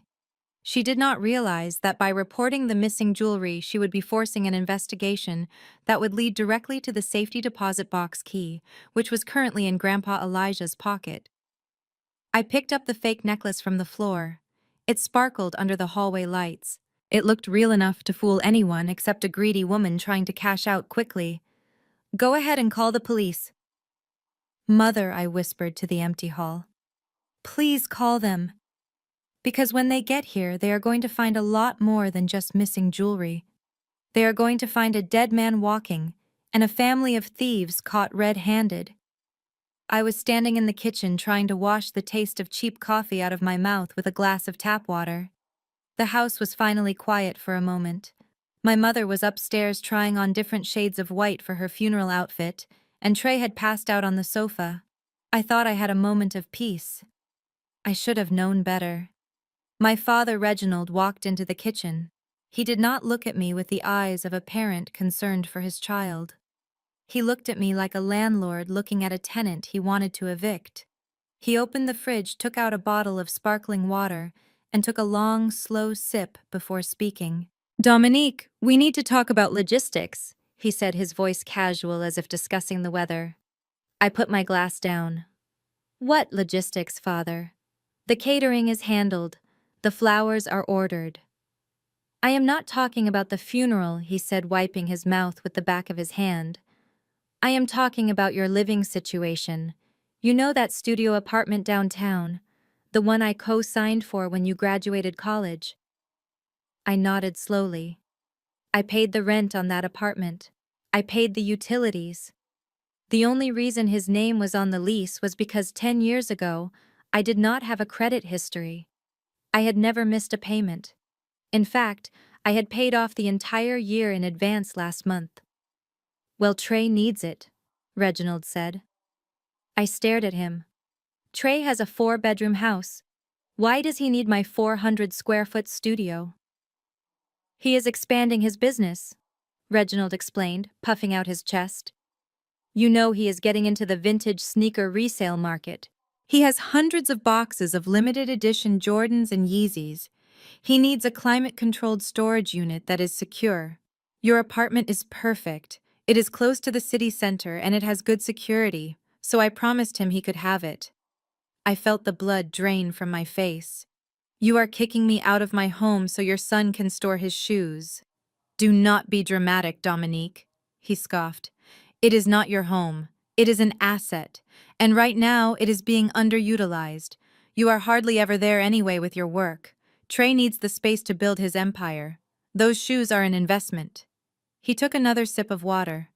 "I want you out by Monday. Pack your things this weekend. Whatever you leave behind we will just donate or throw away. Trey wants to start moving the boxes in on Tuesday morning." "Where am I supposed to live?" I asked quietly, gripping the edge of the counter. Reginald shrugged. "You are a smart girl. You will figure it out. Get a roommate. Or stay at a motel for a while. You have a job. Stop expecting me to coddle you. Besides, this is what is best for the family. Trey is the future. We need to support his vision." He walked out of the kitchen, leaving me standing there with my knuckles turning white. He was evicting his own daughter to make room for rubber and leather. He was prioritizing his son's hobby over his daughter's shelter. I looked up at the smoke detector where another camera was hidden. Grandpa Elijah had heard every word. "He thinks he can kick me out," I whispered to the empty room. "He thinks his name on the lease gives him power. He forgot to check who actually owns the building." I pulled out my phone and opened my real estate portfolio app. There it was. The building on 5th Street, acquired by my holding company 3 years ago. My father was not my landlord, I was his. And if he thought he was moving sneakers into Unit 4B, he was in for a rude awakening. I was not going to move out. But on Monday morning, I was definitely going to raise the rent on every unit in the building, starting with the one he thought he controlled. The morning of the funeral did not feel like a day of mourning. It felt like the opening night of a Broadway play where the actors were terrible people and the script was a tragedy written by greed.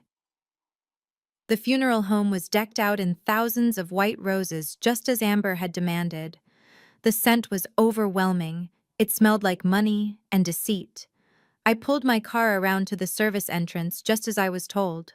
I was wearing a plain black dress and sensible shoes, looking every bit the part of the downtrodden granddaughter they wanted me to be. The catering staff nodded at me, assuming I was one of them. I walked into the main hall and saw the preparations. It was grotesque. There was a red carpet, a champagne tower, a DJ booth next to the podium. They had turned my grandfather's final farewell into a nightclub opening. But I was not here to arrange chairs. I was here to set the stage for their destruction. I walked over to the table where the family corsages were waiting. I found the ones marked for Beatrice and Amber. They were elaborate silk orchids imported from Thailand, perfect for hiding a secret. I pulled two tiny high-fidelity microphones from my pocket. They were no bigger than a grain of rice, the kind used in corporate espionage. I slipped them deep into the petals, securing them with a dab of invisible floral glue. Just as I finished, Amber swept into the room. She was wearing a white designer gown that looked more like a wedding dress than funeral attire. She saw me and frowned. "Good you are here early," she snapped. "Make sure the champagne is chilled. And fix my corsage. I do not want to prick my finger." I walked over to her, my head bowed in fake submission. I pinned the bugged flower to her dress. She did not even say thank you. She just adjusted the silk petals and checked her reflection in her compact mirror. "You really should have worn some makeup, Dominique," she muttered. "You look like a ghost." My mother arrived next, looking equally ridiculous in a white feather hat. I pinned her corsage too, right over her heart. The heart that was as cold as ice. She patted my cheek with a condescending smile. "Try not to embarrass us today," she whispered. "Stay in the kitchen until the service is over. We do not want the investors to see you moping around." I watched them walk away to greet the first guests. I slipped into the audio-visual booth in the back of the room. The sound technician was a man I had hired personally. He gave me a thumbs up. I put on the headphones. The sound was crystal clear.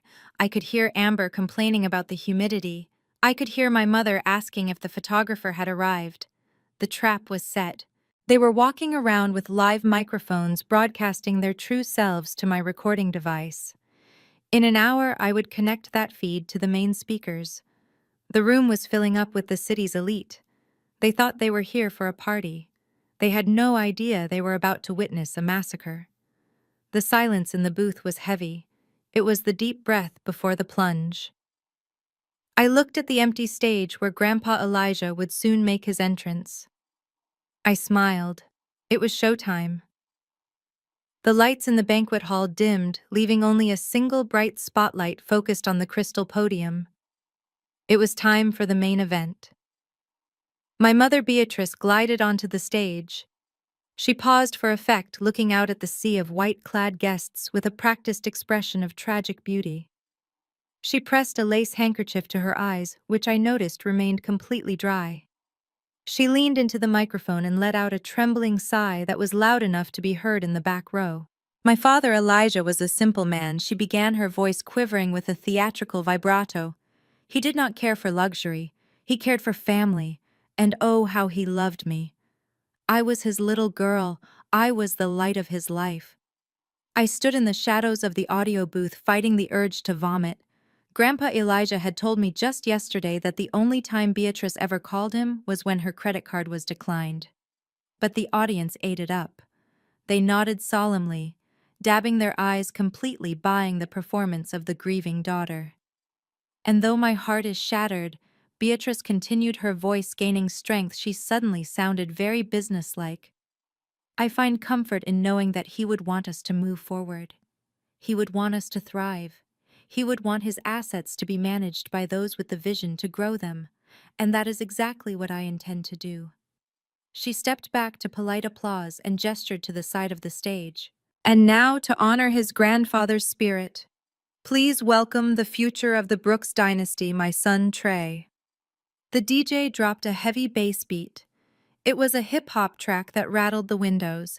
Trey bounded onto the stage wearing white sunglasses and holding a bottle of champagne. He did not look like a pallbearer. He looked like a hype man. "Yo, thank you, Mom!" Trey shouted into the mic, pacing back and forth. "Losing the old man is tough, real tough.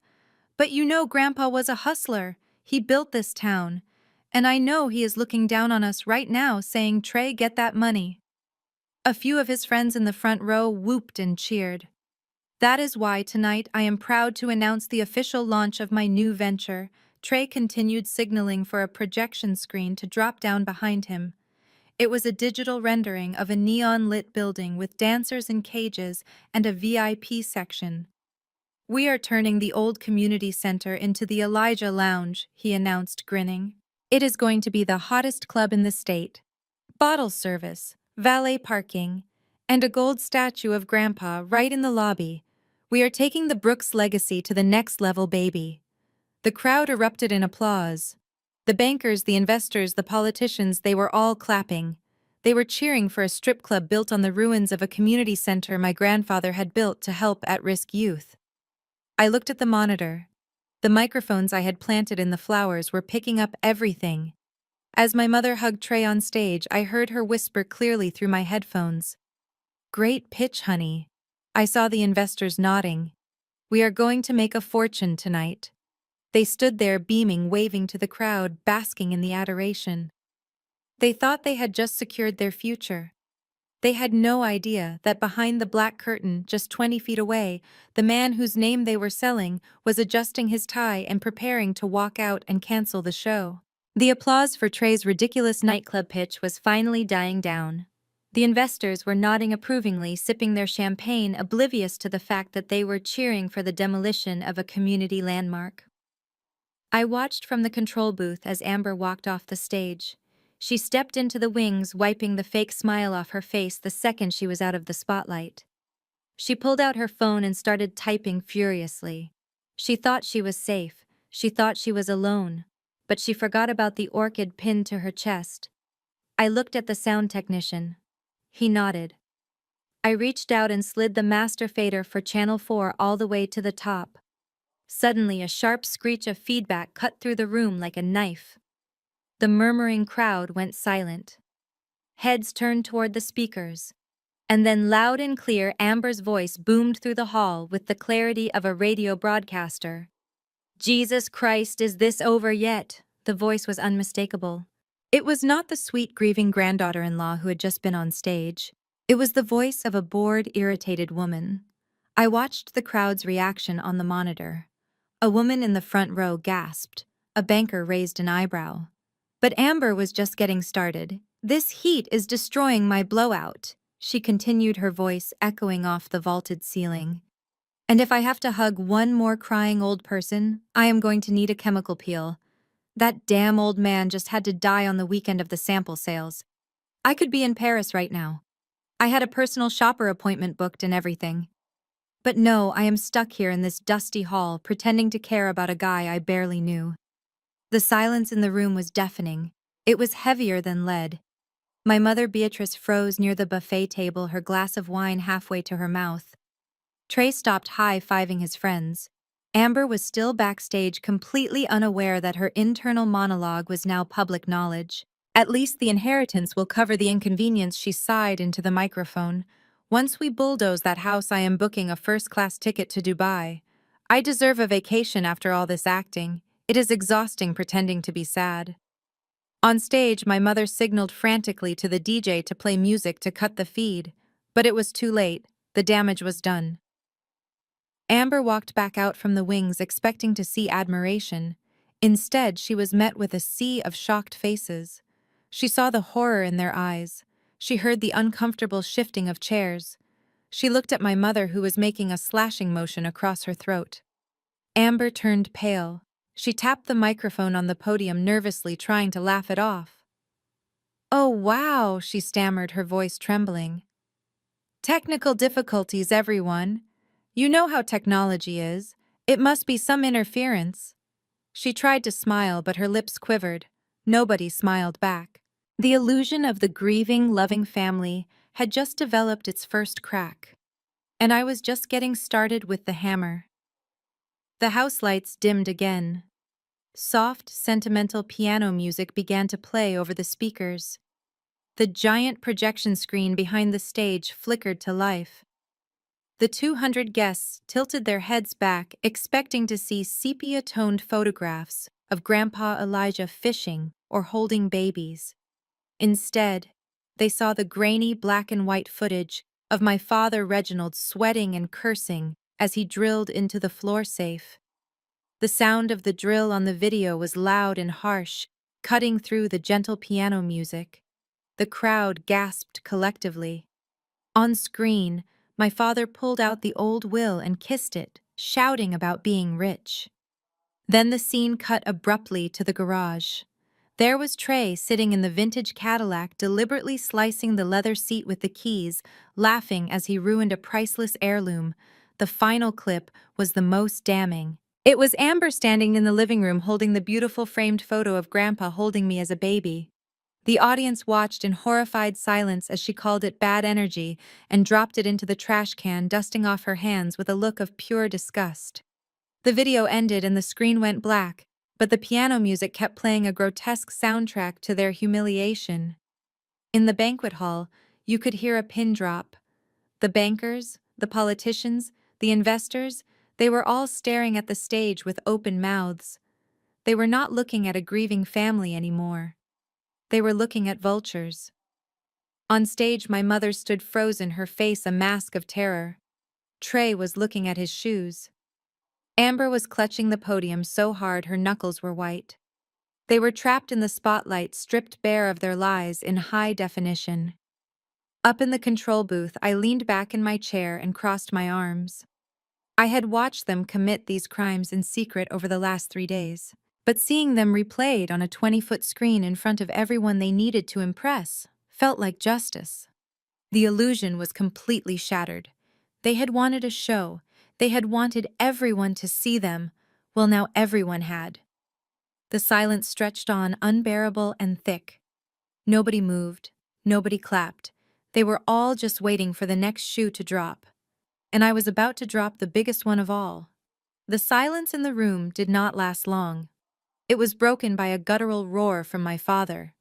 Reginald snapped out of his shock and scrambled up the stairs, tripping over his own expensive loafers, in his haste to get to the projection screen. He looked like a madman, his face purple with rage, his arms flailing wildly. He lunged at the screen as if he could physically pull the images down with his bare hands. When that failed, he dropped to his knees and began tearing at the cables running along the floor of the stage.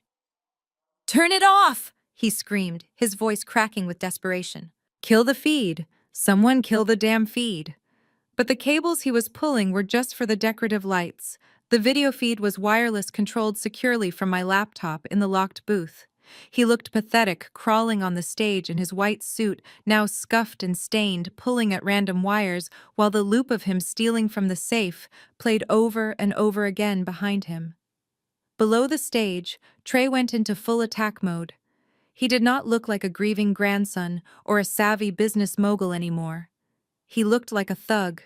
He jumped off the stage and stormed toward the innocent audio-visual technician standing near the speaker stack. Trey grabbed the man by the lapels of his uniform, shoving him backward against the wall. "Who is doing this?" Trey bellowed, spitting in the poor man's face. "I will sue you. I will ruin you. You are fired. Do you hear me? You are done in this town." The technician threw his hands up in surrender, terrified by the sudden violence. "It is not me, sir," he stammered. "The system is locked out. We have lost control of the board." The guests who had been sitting in polite silence just moments ago began to move. But they did not move toward the exits. They did not move to help. Like a synchronized wave, a sea of smartphones rose into the air. The bankers, the politicians, the socialites, They all held their devices high, recording the meltdown. The flash of cameras flickered like a strobe light, illuminating the chaos. They were capturing every second of it. My father's crawling desperation on stage, Trey's violent outburst, Amber's frozen horror. I watched the screen of my phone. The live stream view count was already climbing. This was not just a local scandal anymore. This was viral gold. My family had wanted attention. They had begged for the spotlight. And now they had it. They were trending, but not for their wealth or their legacy. They were trending as the most dysfunctionally greedy family in the state. My mother, Beatrice, seeing the cameras, tried to salvage the situation. She ran to the microphone, waving her hands frantically. "Please, everyone," she pleaded, her voice shrill and panicked. "This is a hack. This is a deep fake created by our enemies. Please put your phones away. This is a private moment of grief." But nobody listened. A prominent investor in the front row stood up and buttoned his jacket. He looked at my mother with a mixture of pity and disgust. "This is not a hack, Beatrice," he said loud enough for everyone to hear. "That is your living room. That is your voice. I think we have seen enough." He turned and signaled to his wife to leave. The mask had completely shattered. The illusion of the perfect wealthy Brooks family lay in ruins on the floor, mixed with the white rose petals and the tangled wires. They were exposed naked in their greed, and the audience they had paid so much to impress was now laughing at them. It was total anarchy. It was beautiful. And they were so busy fighting the ghosts on the screen that they did not hear the heavy double doors at the back of the hall slowly creak open. The chaos in the banquet hall was reaching a fever pitch, with people shouting and cameras flashing, but then a sound cut through the noise like a thunderclap. Boom! The heavy double doors at the very back of the hall were thrown open with such force that they banged against the walls. A blinding beam of white light from the lobby spilled into the dim room, creating a dramatic silhouette framed in the doorway. The music stopped. The shouting died down instantly. 200 heads turned in unison toward the entrance. At first, nobody moved. The figure standing in the light was tall and broad-shouldered. He was not in a casket. He was not in an urn. He was standing on his own 2 feet. He took a step forward into the room, and the light caught the gold buttons of his dress uniform. It was Grandpa Elijah. But it was not the frail man in the wheelchair they remembered. He was standing upright, his spine straight as a steel rod, his chest puffed out, displaying his medals. A collective gasp sucked the air out of the room. It sounded like the wind being knocked out of 200 people at once. Then the screaming started. "It is a ghost!" My mother, Beatrice, shrieked, pointing a trembling finger at the back of the room. Her face went completely white, and she stumbled backward, knocking over a flower arrangement. "It is a demon! He is haunting us!" My father, Reginald, who had been tearing at wires just seconds ago, froze on his hands and knees. He looked up, and his jaw practically unhinged. He scrambled backward, crab walking across the stage in sheer terror until his back hit the wall. Grandpa Elijah did not say a word. He simply began to walk. He held his heavy wooden cane in his right hand. He did not use it to lean on. He used it to keep time. Clack, step, clack, step. The sound of the wood hitting the marble floor echoed through the silent room like the ticking of a doomsday clock. The guests in the aisle seats scrambled over each other to get out of his way. They pressed themselves against the walls, eyes wide with fear, terrified to touch him. They thought they were looking at a walking corpse. A woman in the third row fainted dead away, but nobody moved to catch her. They were too busy staring at the impossible sight of the man whose funeral they were attending, marching down the center aisle like a general inspecting his troops. Amber peered over the top of the podium where she had been hiding. Her eyes locked onto Grandpa Elijah, and she let out a whimpering sound. She looked at the exit, but the path was blocked by the very man she had insulted on a hot mic just moments ago. Grandpa kept walking. His face was unreadable. He did not look left or right. He did not acknowledge the terrified guests or the flashing phones. His eyes were locked on the stage. He was locked on the 3 people who had betrayed him. The closer he got, the larger he seemed to become. The atmosphere in the room shifted from confusion to a heavy, suffocating dread. This was not a reunion. This was a reckoning. He reached the front of the room and stopped at the base of the stairs leading to the stage. He slammed the tip of his cane down one final time. The sound rang out like a gunshot. He looked up at his son, his daughter-in-law, and his grandson. The silence was so deep, you could hear a heartbreak. And then he smiled. It was not a warm smile. It was the smile of a wolf who had just cornered 3 very fat sheep. Grandpa Elijah stood at the bottom of the stairs like an immovable mountain. The shock in the room was palpable, but for my family, the shock was quickly replaced by a frantic instinct for self-preservation. They realized the game was up, but instead of admitting defeat, they decided to double down on the lies. It started with my mother, Beatrice. She realized she could not explain why she was smiling about the funeral proceeds just moments ago, so she went for the oldest trick in the book.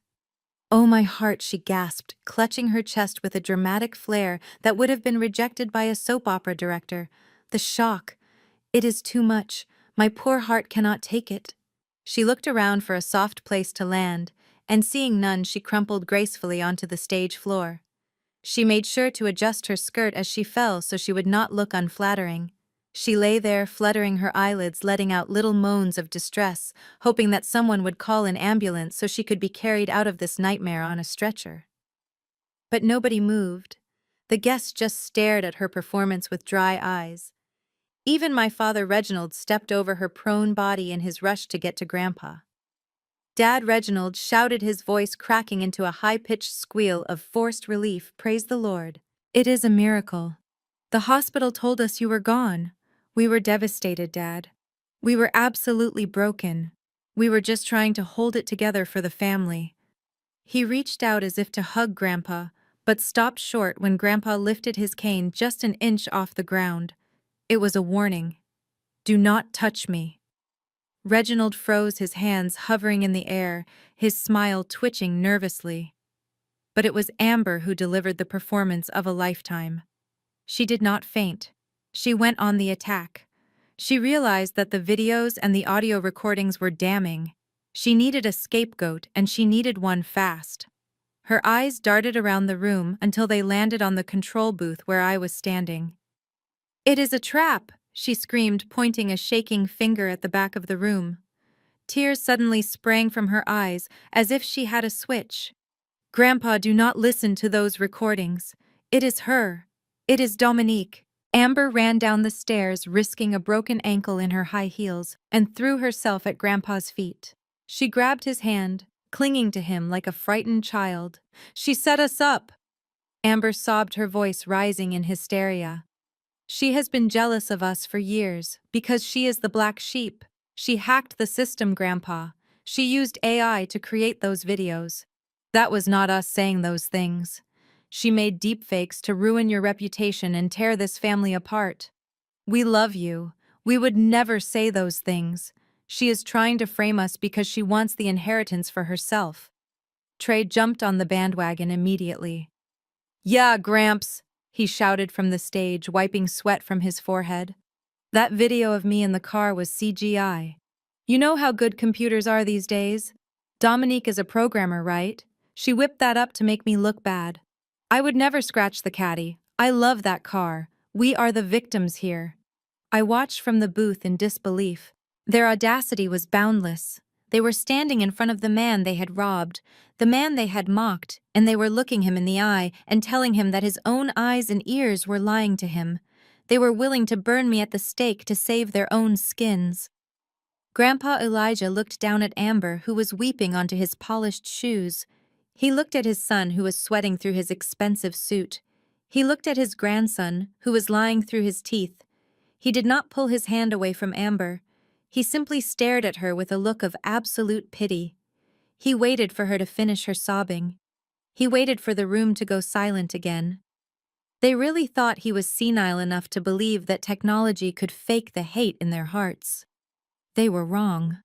Grandpa Elijah looked down at Amber, who was still clinging to his leg. He did not help her up. He shook his leg, freeing himself from her grip with a look of pure disdain. "Get up, Amber," he said, his voice booming through the room without the need for a microphone initially. "Stop embarrassing yourself. You are ruining your white dress." He walked up the stairs to the podium. Reginald scrambled out of his way, cowering like a beaten dog. Grandpa grabbed the microphone. He tapped it twice. Thump, thump. The sound echoed like a heartbeat, proving to everyone that he was solid flesh and blood. "I am not a ghost," he announced, his voice steady and cold. "And I am certainly not a hologram created by a computer. I am a man who had to play dead just to see who was holding the knife waiting to stab me in the back." The room was so quiet you could hear the air conditioning humming. He looked at his family. "You called me senile. You called me a burden. You tried to sell my home before my body was cold. You are not a family. You are a pack of vultures circling a carcass. But guess what? The carcass is still breathing and it bites back." He reached into his inside jacket pocket and pulled out a thick document. It was the blue-backed legal paper of a fresh will. "My son thinks he found a will in my safe from 10 years ago. He was right. But laws change. And people change. This document in my hand was signed, notarized, and filed 3 days ago. It supersedes everything." The crowd leaned in. My family held their breath, hoping for a crumb of mercy. There was none. "As of this moment, I am freezing all assets associated with the Brooks estate," Grandpa declared. "The house, the cars, the investments, and the land. None of it belongs to Reginald. None of it belongs to Trey. And it certainly does not belong to the woman who threw my picture in the trash." He turned and pointed directly at the control booth where I was standing in the shadows. "Everything I own is hereby transferred into the Brooks Family Charitable Trust. The sole executor and trustee of this fund is the only person in this room who knows the meaning of loyalty. My granddaughter Dominique. She controls every dime. She decides who gets paid. And judging by what I saw on that screen tonight, I do not think she is going to be writing any checks for bottle service or luxury vacations." My father fell to his knees, his face gray with shock. Trey looked like he was going to be sick. "You wanted to cut me out," Grandpa continued, his voice dropping to a dangerous whisper. "You wanted to erase me. Well, I am returning the favor. From this day forward, you are cut off. You will not see a penny. You will not step foot in my house. You are strangers to me. You wanted to be rich. Well, you are welcome to go out there and earn it like everybody else. But the Bank of Elijah is officially closed forever." The flashing blue and red lights of police cruisers cut through the stained glass windows, bathing the banquet hall in a chaotic disco of colors. The sound of heavy boots hitting the marble floor echoed through the room as 4 uniformed officers marched down the center aisle. They moved with a purpose that terrified the guests who were already reeling from the resurrection of my grandfather. The crowd parted instantly, creating a wide path. The officers did not stop at my father, who was still kneeling on the floor. They did not look at my mother, who was feigning a heart attack. They headed straight for the stage where Trey was trying to inch his way toward the back exit. "Trey Brooks," an officer shouted, his voice commanding and loud. "Stop right there!" Trey froze. He looked at the police, and then he looked at the crowd. For the first time in his life, his charm and his family name were not going to save him. He tried to puff out his chest. He tried to look important, but his lower lip was trembling. "What is this about?" Trey stammered, trying to sound offended. "We are in the middle of a funeral. Have some respect." "You are under arrest for grand larceny, forgery, and fraud," the officer stated, pulling a pair of metal handcuffs from his belt.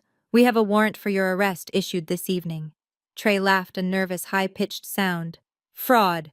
You guys are crazy. I have not done anything." The officer stepped onto the stage and grabbed Trey's wrist, twisting it behind his back. "The buyer you took a $20,000 cash deposit from this morning disagrees," the officer said. "You sold a 1965 Cadillac DeVille to a private collector. You provided a title with a forged signature. You claimed the owner was deceased, and you had power of attorney." I watched from the booth as the color drained from Trey's face. He had been so confident that Grandpa was dead and the house was his that he had pre-sold the vintage car to fund his nightclub project. He had forged Grandpa's name on the transfer papers, thinking nobody would ever check. "But he is dead," Trey shouted, struggling against the handcuffs. "The old man is dead. I inherited it." The officer spun Trey around and pointed directly at Grandpa Elijah, who was standing just a few feet away, leaning on his cane, watching the arrest with a look of grim satisfaction. "The owner looks very much alive to me," the officer said. "And since he is alive, that means you sold stolen property. That is a felony, son." My mother, Beatrice, suddenly sprang to life, forgetting her fake faint. She lunged at the police officer, grabbing his arm. "Get your hands off him!" she shrieked, her voice sounding like a banshee. "He is a good boy. He made a mistake. He is the heir to the Brooks dynasty. You cannot arrest him like a common criminal." The officer shook her off without even looking at her. "Ma'am, step back or you will be joining him for obstruction of justice." The metal cuffs clicked shut around Trey's wrists. The sound was final. The golden child. The boy who had never been told no. The boy who had been given everything on a silver platter was now being treated like the thief he was. Trey looked at Grandpa pleadingly. "Grandpa, tell them. Tell them you gave me the car. Do not let them take me to jail. I cannot go to jail, Grandpa." Grandpa Elijah looked at his grandson. He looked at the tears streaming down Trey's face. He looked at the handcuffs. "I never gave you that car," Grandpa said, his voice cold and hard. "And I never signed that title. You wanted to be a big businessman, Trey. You wanted to make deals. Well, you just made a deal with the law. Now you have to pay the price." The officers dragged Trey off the stage. He was kicking and screaming, begging for his mother, begging for a lawyer, begging for mercy. The guests held up their phones, filming every second of his humiliation. The live stream comments were going wild. The prince of the Brooks family was being hauled away in disgrace, leaving his white suit wrinkled and his reputation destroyed. As they shoved him through the double doors, I felt a sense of closure. He had spent his life stealing the spotlight. Now he finally had a mugshot to match. The blue lights of the police cars faded into the distance, taking my brother with them. The banquet hall was silent again, save for the nervous murmurs of the guests who were witnessing the collapse of an empire in real time. My father, Reginald, stood center stage, looking like a man who had just survived a plane crash, only to realize he was stranded in a shark tank. He was shaking. He was muttering to himself about money, about lawyers, about a man named Silas. He was terrified of the loan shark he thought was coming to collect. I stepped out of the control booth and began my walk down the long aisle. I did not walk like a servant anymore. I walked like a CEO. I walked straight up to the stage where my parents were cowering. My father looked up at me. His eyes were red and desperate. "Dominique," he croaked, his voice trembling. "You have to help us. I borrowed money. A lot of money. From bad people. If I do not pay them back by Monday, they are going to hurt me. They are going to take everything." I reached into my bag and pulled out a crisp legal folder. I opened it slowly, letting the silence stretch out. "You mean this loan?" I asked, holding up the promissory note. "The one for $500,000, originated by Silas Thorne." My father's eyes widened.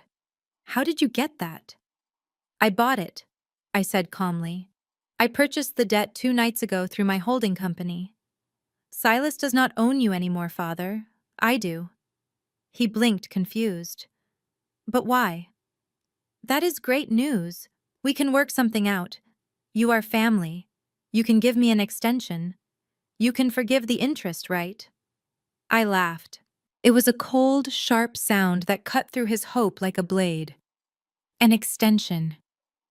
"You tried to evict me from my own apartment yesterday. You made me scrub the floor on my knees while you laughed. There are no extensions. There is no forgiveness." I flipped the page to the collateral section. "Here is the problem." I continued, my voice projecting to the back of the room so every guest could hear. "You secured this loan using Grandpa's estate as collateral. You pledged a house you do not own. But as we have just established, Grandpa is alive. That means the collateral is void. That means you committed fraud on the loan application. That triggers an immediate default clause. I looked him dead in the eye. The entire balance of $550,000, including the penalty fees, is due right now. Tonight. But we do not have that kind of cash, my mother screamed, stepping forward. We spent it. We spent it on the deposit for the penthouse and the party. We are liquid. I know I said closing the folder with a snap, which brings me to the asset seizure clause. Since the primary collateral is invalid, I am legally entitled to seize all personal assets of the borrower to satisfy the debt. I pointed to the door. That means I am taking your condo downtown. I am taking the Mercedes parked outside. I am taking your jewelry, Beatrice. And I am taking your retirement accounts. I have already filed the liens. By tomorrow morning, you will not be socialites. You will be homeless. My father dropped to his knees, sobbing, clutching at my hem. You cannot do this. We are your parents. Where will we go? I pulled my dress away from his grasp, feeling absolutely nothing. You told me I could sleep in a motel, I said. I suggest you find one that takes cash because your credit cards are already canceled. You are not my parents anymore. You are a bad investment, and I am liquidating the asset. The red taillights of the police cruiser faded into the night, taking Trey and his stolen dreams to the county jail. On the stage, my mother Beatrice reached out a trembling hand toward Amber. She was looking for an ally, a partner in misery. She thought that because they were both losing everything, they would cling to each other for support. She was wrong. Amber looked down at my mother not with sympathy, but with a look of pure, unadulterated revulsion. She stepped back, wiping her hand on her dress as if my mother were contagious. The mask of the doting daughter-in-law did not just slip, it shattered into a million sharp pieces. "Do not touch me!" Amber screamed, her voice shrill and piercing. "Do not you dare touch me, you pathetic old woman!" The room gasped. Amber was not done. She turned to face the crowd, her face twisted into a snarl of ugly rage. She had spent years pretending to embrace our culture, pretending to love our traditions, but now the truth came pouring out like toxic sludge. "I am done with this charade," she yelled, pacing the stage like a caged animal. "I wasted 3 years of my life with this family. I thought I was marrying into a dynasty. I thought I was marrying royalty. But look at you. You are nothing but a bunch of ghetto scammers in rented suits." She pointed a manicured finger at Grandpa Elijah. "I lowered myself to be with you people," she spat. "I endured your loud parties and your food and your embarrassing little traditions. I smiled for the cameras while I was dying inside because I thought there was a payout at the end. I thought I was earning my place in high society. But you are not high society. You are just trash with a credit card limit." Her words hung in the air, thick with prejudice and hatred. She was attacking the very identity of the family she had sworn to love. She called us loud. She called us trash. She used every coded insult she could think of to separate her whiteness from our blackness, to show that she had always believed she was better than us. "I want a divorce," she shrieked, looking around for a lawyer in the crowd. "I want an annulment. I want out of this family immediately. Trey is a broke felon and I am a star. I am a brand. I cannot be associated with this level of failure." She pulled out her phone to call her agent but stopped when she saw the screen. Her notifications were scrolling so fast they were a blur. She tapped on her Instagram app. Her follower count was dropping by the thousands every second. The comments section on her latest post was a flood of angry emojis and hashtags calling for her cancellation. "What is happening?" she whispered, tapping the screen frantically. "Why am I losing followers?" I stepped forward and pointed to the large projection screen behind her. It was still mirroring the live feed from the event. The camera was zoomed in tight on her face. Every hateful word, every racist insult, every scream had been broadcast live to her 2 million followers. "You wanted to be a brand, Amber?" I said, my voice cutting through the silence. "Well, congratulations. You are trending worldwide right now. But I do not think your sponsors are going to like the new you." Amber watched in horror as emails started popping up on her screen. Dropped by the fashion label, dropped by the makeup company, dropped by her agency. In the span of 5 minutes, she had gone from a celebrated influencer to a social pariah. She looked up at the camera, her eyes wide with panic, but there was no taking it back. The internet never forgets, and she had just given them a performance they would hate watch forever. She dropped her phone to the floor where it cracked just like her future. The late afternoon sun cast long shadows across the driveway of the estate my parents had bragged about for 20 years. It was a beautiful house with manicured lawns and stone pillars, but today it looked cold and uninviting. I pulled up in my car right behind the county sheriff cruiser. The blue lights were not flashing this time, but the presence of the law was heavy in the air. I stepped out of the car clutching the writ of possession in my hand. This was the final step. The legal transfer was complete, and now it was time for the physical removal. Sheriff Miller walked up the stone steps and knocked firmly on the solid oak door. It took a moment before it opened. My father Reginald stood there. He was still wearing the same suit from the funeral, but now it was rumpled and stained. He looked at the sheriff, and then he saw me standing a few feet back. His face crumbled. He did not look like the arrogant man who had tried to evict me just 2 days ago. He looked like a frightened child. "Mr. Brooks," the sheriff said, his voice calm but authoritative, "I am here to execute the writ of possession. This property has been seized by the creditor due to default. You have 15 minutes to gather your personal essentials and vacate the premises." My mother Beatrice appeared behind my father. Her face was swollen from crying. She looked around wildly, expecting a moving truck or a team of lawyers to save her. But there was only me and the sheriff. "You cannot be serious," Beatrice cried, running down the steps to grab my arm. "Dominique, this is our home. We raised you here. You cannot kick us out on the street like dogs. Think about what the neighbors will say." Even in her darkest hour, she was worried about the neighbors. I gently removed her hand from my arm. "The neighbors do not matter anymore, Mother," I said quietly. "And this is not your home. It belongs to the holding company now. Do you remember what you planned for Grandpa? You were going to toss his things in a dumpster and sell his house before he was even buried. Do you remember telling me to go sleep in a motel because Trey needed my apartment for his sneakers?" I looked at my father, who was leaning against the doorframe for support. "I am just following the precedent you set," I told them. "I am treating you exactly how you treated us. You have 14 minutes left." The next quarter of an hour was a blur of frantic shouting and weeping. The sheriff stood by the door, checking his watch, ensuring they did not damage any property on their way out. They came out carrying 2 black garbage bags filled with clothes and a few toiletries. It was a poetic image. They had spent their lives chasing designer labels and luxury goods, but in the end, they were leaving with trash bags. The sheriff closed the heavy front door and placed a bright orange padlock on the handle. He taped the seizure notice to the wood. The sound of the lock clicking shut echoed through the quiet neighborhood like a gavel striking a desk. It was done.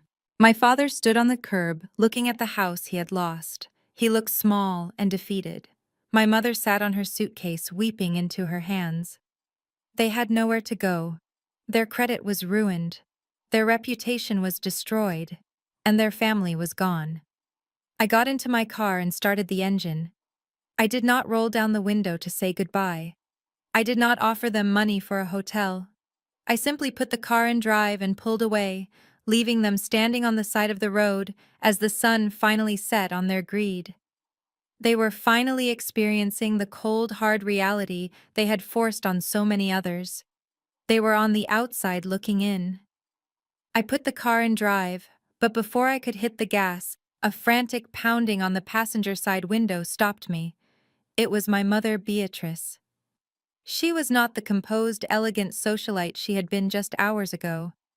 Her mascara was running in dark streaks down her cheeks, and her designer dress was wrinkled. She looked desperate, she looked broken. But most of all, she looked dangerous, like a drowning woman trying to pull someone else under with her. I rolled the window down, just 3 inches. I did not unlock the door.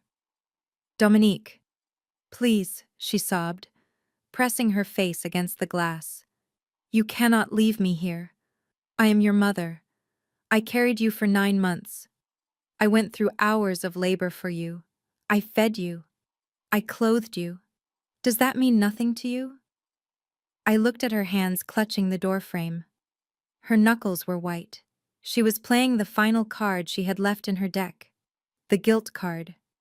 She was trying to weaponize biology to save herself from the consequences of her own cruelty. I remembered the labor she spoke of. She had mentioned it at every birthday, not as a joyous memory, but as a debt I owed her. I remembered how she clothed me in hand-me-downs while buying Trey new designer gear. I remembered how she fed me leftovers while she ate steak. "You are confusing biology with motherhood, Beatrice," I said, my voice flat and emotionless. "You gave birth to me. That is a biological fact. But you never raised me. You managed me. You treated me like an employee who wasn't performing well." She shook her head, tears flying from her face. "No, that is not true. I love you, Dominique. I was hard on you because I wanted you to be strong. I wanted you to succeed. Everything I did was for you." "Liar," I whispered. "It was never for me. It was for you. You wanted me to marry rich so I could support you. You wanted me to be invisible so I would not outshine you. You did not love me. You tolerated me." She reached through the crack in the window trying to grab my hand. Her fingers brushed my shoulder and I recoiled as if I had been burned. "Please," she wailed, her voice cracking. "I have nowhere to go. I have no money. I am too old to start over. Just give me some cash, or let me stay in your apartment. I will do anything. I will clean. I will cook. Please, Dominique, do not abandon the woman who gave you life." I looked at her pleading eyes. For a second, I felt a twinge of pity. But then I remembered the video of her throwing my baby picture in the trash. I remembered her laughing when my father told me to live in a motel. That pity evaporated instantly, replaced by a cold, hard resolve. I looked her dead in the eye and delivered the truth she needed to hear. "You made a choice a long time ago, Mother. You chose your God, and it wasn't family, it was currency. You loved the money more than you loved your children. You loved the lifestyle more than you loved your soul. You sacrificed us on the altar of your greed every single day." I put my hand on the window control, ready to close the barrier between us forever. "You gambled everything on money because you thought it would keep you warm at night. Well, look at you now. The money is gone, the house is gone, and the daughter you abused is gone. You loved money more than you loved me. And now you do not have either." I rolled up the window. She screamed my name, slapping the glass with her palms, but the sound was muffled now. I took my foot off the brake and pressed the accelerator. The car moved forward smooth and powerful. I looked in the rearview mirror one last time. I saw her standing on the curb, a small, shrinking figure in the distance clutching her garbage bag of clothes. She was finally alone with the only thing she had ever truly cared about herself. I turned the corner and she disappeared from my sight and from my life forever. The streetlights flickered on above them, casting a sickly yellow glow on the two figures huddled on the curb.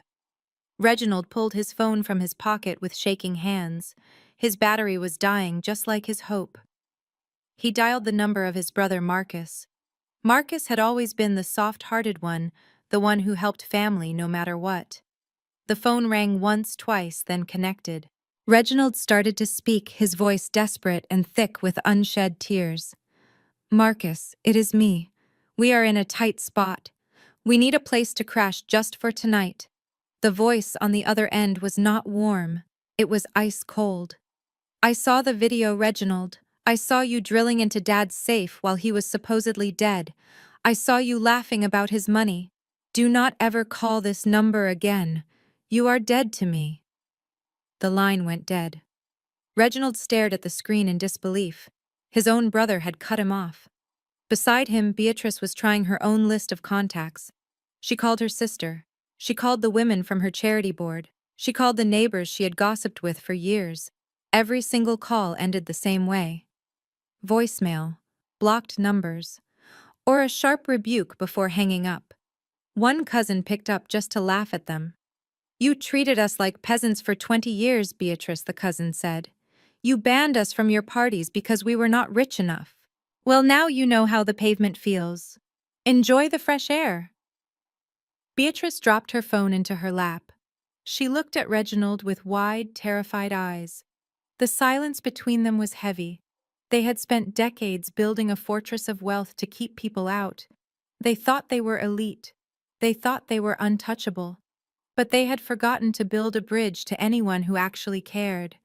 They had cultivated envy instead of love. Now the fortress was gone, and there was nobody waiting to catch them. They were not just homeless. They were friendless. The city was full of millions of people, but for Reginald and Beatrice Brooks, the world had never been emptier. They were completely alone in the dark, surrounded only by their garbage bags and the echo of their own burnt bridges. The morning sun sparkled on the water of the Seine River as I sat at a small outdoor cafe in Paris. Across the table, Grandpa Elijah was breaking a fresh croissant. He looked 10 years younger. The gray pallor of stress was gone, replaced by a healthy rosiness in his cheeks. He was laughing at a joke I just told, his eyes twinkling with a joy I had not seen in decades. We were free. We were traveling the world using the money he had earned to build memories instead of hoarding it for vultures. Thousands of miles away, the picture was very different. In a cold gray cell, Trey was sitting on a metal cot staring at a blank wall. He had traded his white silk suit for a bright orange jumpsuit. There were no VIP sections in prison, only long, empty days to think about the grandfather he had betrayed. And in the back of a greasy diner on the outskirts of town, my parents were finally learning the value of hard labor. My father, Reginald, was hunched over a sink, scrubbing burnt pans, his hands raw and blistered. My mother, Beatrice, was scraping half-eaten food off plates, her expensive manicures long gone, replaced by chipped nails and dishwater hands. They looked exhausted. They looked defeated. They had spent their lives looking down on service workers, and now they were the ones serving. Fate had finally balanced the scales. The kings and queens of greed were in the mud, while the peasant and the old soldier were enjoying the view from the top of the world. I watched Grandpa Elijah leaning back in his chair, watching the boats drift down the Seine. He looked peaceful. The lines of worry that had etched themselves into his face during those final years in that big cold house were gone. He was just a man enjoying his coffee in the sun. Watching him, I realized that everything I had been taught about family was a lie. For years, society told me that blood is thicker than water. They told me that you have to forgive family no matter what they do to you. They told me that honoring your parents is a duty even when those parents treat you like an enemy. I spent my whole life trying to buy their love with my obedience. I swallowed my pride. I hid my success. I let them walk all over me because I was terrified of being an orphan. I was terrified of being alone, but looking at Grandpa, I understood the truth. Biology is just an accident of birth. It is nothing more than shared DNA and genetic traits. It does not guarantee love. It does not guarantee respect. And it certainly does not guarantee loyalty.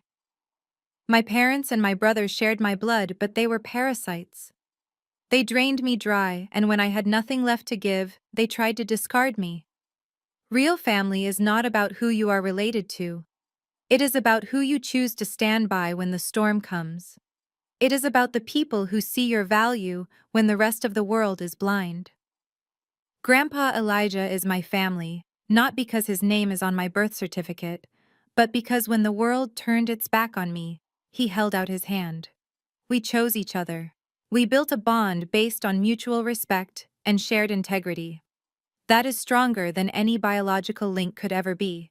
Cutting ties with my parents was not an act of cruelty, it was an act of survival. It was emergency surgery to remove a tumor that was killing my spirit. And now, standing here in the light of a new day, I do not feel guilty. I do not feel sad. I feel lighter. I feel free. The phone in my pocket is silent.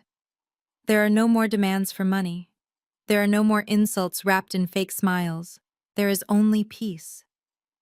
I turned away from the river and looked directly into the lens. I know there are people out there listening to my voice right now who are feeling the same pain I felt. You are the black sheep. You are the scapegoat. You are the one doing all the work while everyone else takes the credit. You feel trapped by obligation and guilt. I want you to know that you are not crazy. You are not selfish for wanting to be treated with dignity, and you are not alone. You have the power to rewrite your own story just like I did. You have the right to choose who gets a seat at your table. So I want to ask you a question.